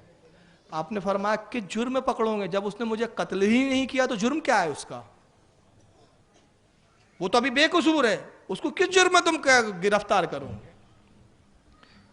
19 رمضان شروع ہوتے 19 رمضان کی تاریخ، 18 رمضان کی رات کو 3 لوگ جمع ہوتے ہیں. کتامہ نے 2 اور لوگوں کو بلایا جو خارجی تھے. میں مختصر بتا رہا ہوں، تفصیلات تو بہت ہے، اگر تفصیلات میں ہم جائیں گے تو کئی دن لگ جائیں گے. میں نے جنگ صفین بھی چھوڑا ہے، ابھی بہت ساری جنگوں کا تذکرہ نہیں کر پایا ہوں. حالانکہ صفین کی بھی جنگ کے بہت سارے حضرت علی کی کچھ کرامات ہے، اس میں شجاعت کے ذکر ہے، لیکن بہرحال اب موقع نہیں ہے، انشاءاللہ پھر کبھی ملا تو. اس میں 2 لوگ اور ہیں. رات میں پلاننگ ہوتی ہے کہ 3 لوگوں کو ایک ساتھ ختم کرو، پورے مسلمانوں کی قوت ختم ہو جائے گی. یہ 3 جب تک ہے مسلمان یکجٹ ہے، مسلمانوں میں قوت و طاقت ہے. ایک امیر معاویہ ہے شام کے اندر، 2 عمرو ابن عاص ہے مصر کے اندر، کوفہ میں علی ہے. ایک ہی ٹائم ایٹ اے ٹائم 19 رمضان کو فجر کے وقت تینوں پہ حملہ کیا جائے اور تینوں کو، اسلام کی 3 بڑی شخصیات کو قتل کر دیا جائے. یہ پلان ہوتا ہے. عبد الرحمن ابن ملجم کی ذمہ داری علی کو قتل کرنا، اور باقی 2 اور لوگ تھے، اس میں عمرو ابن بکیر ایک ہے، اس نے حضرت معاویہ کی قتل کی ذمہ داری لی. ایک تیسرا اور ہے، اس نے حضرت عمرو ابن عاص کی لی. ادھر تو یہ ہوا کہ 19 رمضان کو جب فجر کا وقت آیا تو امیر معاویہ بیمار تھے، اتفاقاً آپ نماز کو ہی نہیں گئے. نہیں گئے، آپ کو حملہ ہوا لیکن پکڑ لیا گیا، آپ کو کچھ چوٹیں آئی اور اس کے بعد آپ صحت یاب ہو گئے، یعنی حملہ ٹھیک سے نہیں ہو پایا. اور ادھر یہ ہوا کہ عمرو ابن عاص بیمار تھے، اتفاق سے نماز کو ہی نہیں گئے، ان کی جگہ دوسرے امام صاحب نماز پڑھا رہے تھے، دھوکے میں وہ شہید ہو گئے. 19 رمضان کی شب کو حضرت امام حسن کے گھر آپ ٹھہرے ہوئے، حضرت علی. معمول یہ ہے کہ ایک دن امام حسین کے گھر قیام رہتا ہے، ایک دن امام حسن کے گھر قیام رہتا ہے. آپ باہر نکلے، اپنی داڑھی کو سہلا رہے، آسمان کی طرف دیکھ رہے ہیں اور بار بار فرماتے ہیں صدق رسول اللہ صلی اللہ علیہ وسلم، صدق رسول اللہ صلی اللہ علیہ وسلم، اللہ کے رسول نے سچ فرمایا، اللہ کے رسول نے سچ فرمایا. امام حسن عرض کرتے بابا جان، نانا جان نے کیا سچ فرمایا؟ کہا بیٹا حسن، یہی وہ رات ہے جس رات تجھے اب مجھ سے جدا کر دیا جائے گا. یہی رات رسول اللہ سے ملاقات کی رات ہے، یہی رات اپنے پروردگار کی بارگاہ میں حاضر ہونے کی رات ہے. کہا بابا جان پھر جب آپ سب جانتے تو حکم دیجئے کہ اس قاتل کو میں قتل کر دوں. کہا بیٹا کس جرم میں اسے قتل کروں گے؟ آپ نے کہا حکم دیجئے کہ ہم پہرے بٹھا دے. فرمایا تقدیر الہی میں جو لکھا جا چکا، تقدیر کاتب تقدیر جو لکھ چکا اس کو بدلا نہیں جا سکتا، لہذا مجھے کوئی پہرے کی ضرورت نہیں. پوری رات آپ جامع مسجد کوفہ میں عبادت کرتے رہے. سحری کے وقت امام حسن کی جانب سے شربت لایا گیا، آپ نے شربت کو نوش فرمایا اور فجر کی اذان خود ہی دی. آپ نے مؤذن مسجد میں نہیں آیا تھا، فجر کی اذان دی. ادھر یہ کتامہ کے گھر عبد الرحمن ابن ملجم سویا ہوا ہے، اذان کی آواز آتی ہے مولا کائنات کی، اٹھائے عبد الرحمن اٹھ اٹھ، دیکھ اذان کی آواز آ رہی ہے اور اذان علی دے رہے. یہی موقع ہے، اس کا مطلب کہ علی مسجد میں تنا ہے، جا اور اپنا وعدہ وفا کر. عبد الرحمن اٹھتا ہے، ساتھ میں 2 ساتھیوں کو لیا، کہا کہ اگر میں حملے میں ناکام ہو گیا تو تم آ کے علی کو قتل کر دینا. عبد الرحمن کے آپ نے سنت کی نیت بانی فجر کی، پہلی رکعت کا سجدہ کیا اور دوسری رکعت کے قیام میں کھڑے تھے. عبد الرحمن ابن ملجم آیا، سامنے سے پیشانی پہ سخت وار کیا، پیشانی زخمی ہوئی، خون کا فوارہ نکلا اور داڑھی پوری اور چہرہ سرخ ہو گیا. عبد الرحمن بھاگا، دونوں ساتھی بھی بھاگے، کام ہو گیا. صرف ایک ہی وار کیا، اس کو معلوم تھا کہ زہر میں بجھی ہوئی تلوار ہے، ایک ہی وار کافی ہے. خوف تھا کہ اگر دوسرے وار کے لیے رکو کہیں ایسا نہ ہو کہ علی اگر میرا ہاتھ پکڑ لے تو پھر کسی کی طاقت نہیں کہ علی کی گرفت سے اپنا ہاتھ کو چھڑا سکے. ایک وار کیا اور بھاگا. جیسی داڑھی سرخ ہوئی، کچھ مسجد میں داخل ہوئے، شور ہوا، امیر المومنین کو حملہ کیا گیا. امام حسن دوڑے، دوسرے اصحاب دوڑے، داڑھی سے خون بہہ رہا ہے، آپ کا پورا چہرہ سرخ ہے. آپ نے اپنے ہاتھ کو پھیرا، خون داڑھی سے لیا اور لینے کے بعد اس کو اچھالا اور فرمایا صدق رسول اللہ صلی اللہ علیہ وسلم. اور دوسرا جملہ فرماتے فزت برب الکعبہ، قسم رب کعبہ کی میں کامیاب ہو گیا. امام حسن عرض کرتے بابا جان یہ کون سے کامیابی کا موقع ہے؟ کیا رسول اللہ نے سچ فرمایا تھا؟ کہا بیٹا تمہارے نانا نے کہا تھا کہ علی جس وقت تمہاری داڑھی سرخ ہو جائے، میں ایک مرتبہ بیمار تھا، رسول اللہ میری عیادت کے لیے آئے، میں تیز بخار سے تپ رہا تھا اور مجھے وہ زندگی سے امید نہیں تھی، میں نے عرض کیا یا رسول اللہ اگر موت ہے تو آپ دعا کیجئے کہ میری روح جو ہے آسانی سے نکلے، یہ جو تکلیف میں برداشت کر رہا ہوں یہ تکلیف ختم ہو جائے۔ اللہ کے نبی نے فرمایا اے علی ابھی تو تمہیں صحت ہوں گی، ابھی تمہاری انتقال کا وقت نہیں آیا ہے، وصال کا وقت نہیں آیا ہے، تمہاری تو شہادت ہوں گی اور اس وقت تم شہید ہوں گے جب تمہاری داڑھی سرخ کر دی جائیں گی، خون سے رنگین کر دی جائیں گی۔ یہ وہی موقع ہے، داڑھی سرخ ہو گئی، بیٹا اب یہ میرا آخری وقت ہے۔ گھر لایا گیا، حکیم صاحب کو بلایا گیا، طبیب آتے ہیں، جب انہوں نے دیکھا تو چیخ پڑے، کہا واللہ قسم خدا کی میں مولا کائنات کا علاج نہیں کر سکتا، یہ اتنا شدید زخم ہے اور اتنا شدید وار ہے، ایسی زہر میں بجھی بھی تلوار سے وار کیا گیا ہے کہ جس سے بچ پانا ممکن نہیں ہے۔ بہرحال انہوں نے کچھ مرہم وغیرہ لگانے کی کوشش کی لیکن زخم بہت کاری تھا، پیشانی اچھی خاصی پھٹ چکی تھی، بلکہ علماء یہاں تک لکھتے ہیں کہ اتنا پھٹا تھا آپ کی پیشانی کہ آپ کا بھیجا نظر آ رہا تھا۔ آپ نے فرمایا کہ عبد الرحمن ابن ملجم میرا قاتل ہے، جاؤ اس کو گرفتار کرو۔ یہ گھر میں جا کے اپنے چچا کے گھر میں چھپ گیا، آپ کے اصحاب گئے اس کو پکڑ کے لایا، زنجیروں میں جکڑ کے لایا گیا، فرمایا اس کو زرکوب نہ کرو، مارو نہیں، پیٹو نہیں، اس کو جاؤ قید میں رکھو اور جو میں کھاؤں وہی اس کو بھی کھلانا، جو مجھے پلایا جائے وہی اس کو بھی پلانا، خبردار اس پر کوئی تشدد نہ کیا جائے، اگر میں بچ جاؤں تو میں خود اس کا فیصلہ کروں گا اور اگر میری شہادت واقع ہو جائے تو میں اپنے بیٹے حسن کو وصیت کرتا ہوں اس نے ایک وار کیا ہے تو بھی ایک ہی وار کرنا، دوسرا وار نہیں۔ یعنی انصاف بھی دیکھیں آپ، حضرت مولا کائنات کی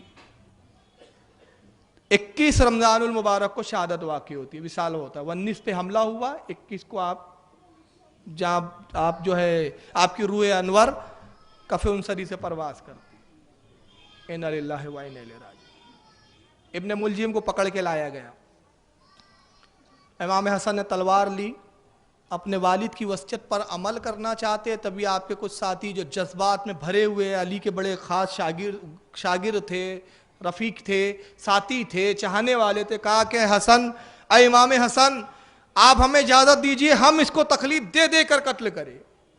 کہا میں اس کی اجازت کیسے دے سکتا ہوں جبکہ میرے والد کی وصیت ہے؟ کہا وصیت آپ کو کی گئی ہے، ہم تو آپ کے والد کی وصیت کے پابند نہیں ہیں، والد کی تو وصیت یہ ہے نا کہ آپ ایک وار کرنا، ہم صرف اس کو اتنا ہی تکلیف دیں گے کہ یہ مرنے نہ پائے، اس کے بعد پھر آپ کو اختیار ہے کہ آپ ایک وار میں اس کا کام کر دیں۔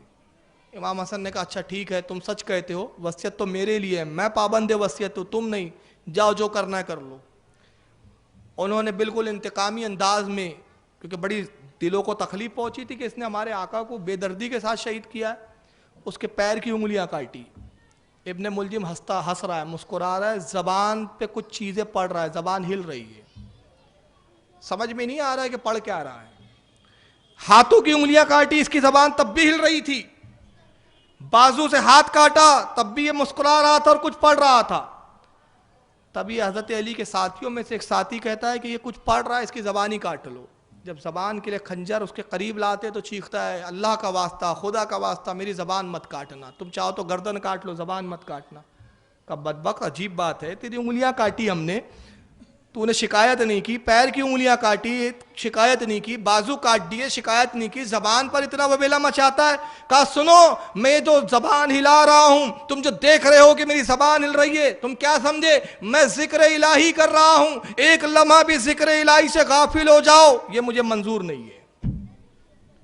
آپ اندازہ لگائیے، میں بتانا یہ چاہ رہا ہوں، یہ اس کو علامہ دمیری رحمۃ اللہ علیہ نے، امام دمیری نے حیات الحیوان میں اس روایت کو نقل کیا ہے، جو آج سے 900 سال پہلے کے بزرگ عالم گزرے ہیں، امام گزرے اپنے وقت کے، حیات الحیوان کی جلد نمبر 2 میں اس کو نقل کیا۔ بتانا یہ چاہ رہا ہوں کہ قوم کتنا فریب کھاتی ہے ہماری، یہ قاتل علی ہے مگر عبادت کا یہ حال کہ ایک لمحے بھی عبادت سے غافل رہنا اس کو منظور نہیں ہے، اور ہے قاتل علی، تو کسی کی عبادت دیکھ کے متاثر مت ہوا کرو۔ تو اس کی بہرحال زبان تو نہیں کاٹی، حضرت امام حسن آگے بڑھتے تلوار سے وار کیا، ایک ہی وار میں اس کا کام تمام کر دیا۔ اب 3-4 روایتیں حضرت علی کے قبر مبارک کو لے کر. ایک روایت یہ ہے کہ اونٹ پر لے جایا گیا, اونٹ بتکا آپ کے جسم مبارک کو لے گیا اور پھر فرشتوں نے آپ کو دفن کیا. ایک روایت یہ ہے کہ حضرت فاطمہ الزہرا کی مزار کے بازو آپ کو دفن کیا گیا. اس میں بڑا اختلاف ہے آپ کے مزار کو لے کر. ایک روایت یہ ہے کہ امام حسن امام حسین آپ کا غلام قمبر اور کچھ اور ساتھی لے جا رہے تھے آپ کے جنازے کو کہ حضرت خضر علیہ السلام ظاہر ہوتے اور انہوں نے رہنمائی کی اور وہاں پہ دفن کیا گیا. ایک یہ ہے کہ آپ کے گھر کوفہ کی ہی گھر کے اندر آپ کو دفن کیا گیا. ایک روایت یہ ہے کہ کوفہ کی جامع مسجد کے قریب دفن کیا گیا. مگر آپ کا بھی جو مزار ہے وہ نجف اشرف میں مشہور ہے. اب اس کی جو روایت ملتی ہے وہ یہ ہے کہ ہارون رشید ایک مرتبہ شکار کے لیے نکلتے ہیں اور اپنے کچھ شکاری کتوں کو انہوں نے جانور کے پیچھے چھوڑا. شکاری کتے ہوتے تھے جو جانور کو پکڑ کے دبوچ لیتے تھے. تو وہ شکاری کتے ایک شکار کے پیچھے دوڑے. ایک مقام یہ آیا کہ وہ جانور رک گیا جس کا شکار کرنا تھا اور کتے بھی رک گئے. حضرت ہارون رشید نے دیکھا بڑا عجیب معاملہ, یہ شکار بھی آگے نہیں بڑھ رہا اور یہ شکاری کتے بھی نہیں بڑھ رہے اور شکاری کتے اس پہ حملہ بھی نہیں کر رہے. یہ بھی ہانپ رہا ہے وہ بھی ہانپ رہے ہیں. سب بڑا تعجب ہوا. قریب پہنچے دیکھا تو بہت متعجب ہوئے. چنانچہ آپ آتے ہیں اور ایک بزرگ کو اس کا ذکر کرتے ہیں. وہ بزرگ آئے اور وہ کہتے ہیں کہ امیر المومنین جانتے ہو اس کی وجہ کیا ہے کہ یہاں کتوں نے اس پر حملہ کیوں نہیں کیا اور اس کے آگے بڑھنے سے شکار نے بھی انکار کیوں کر دیا. اس کو معلوم تھا میں یہاں محفوظ ہوں, یہ کتے مجھے نہیں ماریں گے شکاری. کہا وہ کیوں کر؟ کہا وہ اس لیے کہ یہ یہاں پر حضرت مولا کائنات علی مرتضیٰ کا مزار ہے, یہ آپ کا روضہ انور ہے. کہا تم کیسے کہہ سکتے ہو, اتفاق بھی تو ہو سکتا ہے. کہا سنو, امام زین العابدین اکثر یہاں آ کے فاتحہ پڑھا کرتے تھے, امام باقر بھی آیا کرتے تھے, میرے والد امام زین العابدین کے ساتھ رہا کرتے تھے اور میرے والد مجھے بھی جب میں چھوٹا تھا یہاں لایا کرتے تھے. گویا یہ اس بات کی دلیل ہے کہ حضرت مولا کائنات یہاں مدفون ہے. ہارون رشید نے وہاں پتھر وغیرہ لگا دیے, مزار کو تعمیر کیا. پھر بعد میں اور سلاطین بادشاہ آتے رہے, تعمیرات ہوتے رہی. یہی وہ جگہ ہے جو نجف اشرف کہلاتی ہے جہاں آپ کا مزار اقدس مرجع خلائق ہے. اور دنیا کا یہ واحد مقبرہ ہے جہاں 40 ٹن سونا لگا ہوا ہے. اتنا مہنگا کوئی مقبرہ کہیں کا نہیں ہے, یہ دنیا کا واحد مقبرہ. اور علماء فرماتے جیسے ابن جوزی وغیرہ نے لکھا کہ جمہور کا اتفاق یعنی علماء کی کثیر جماعت کا اتفاق یہی ہے کہ نجف اشرف ہی آپ کا مزار اقدس ہے. یہاں سے آج بھی فیض جاری ہے. اللہ تعالیٰ مالک کائنات حضرت امیر المومنین علی مرتضیٰ رضی اللہ تعالیٰ عنہ کی فیوز و برکات سے ہم سب کو متفق فرمائے, اہل بیت کا محب بنا.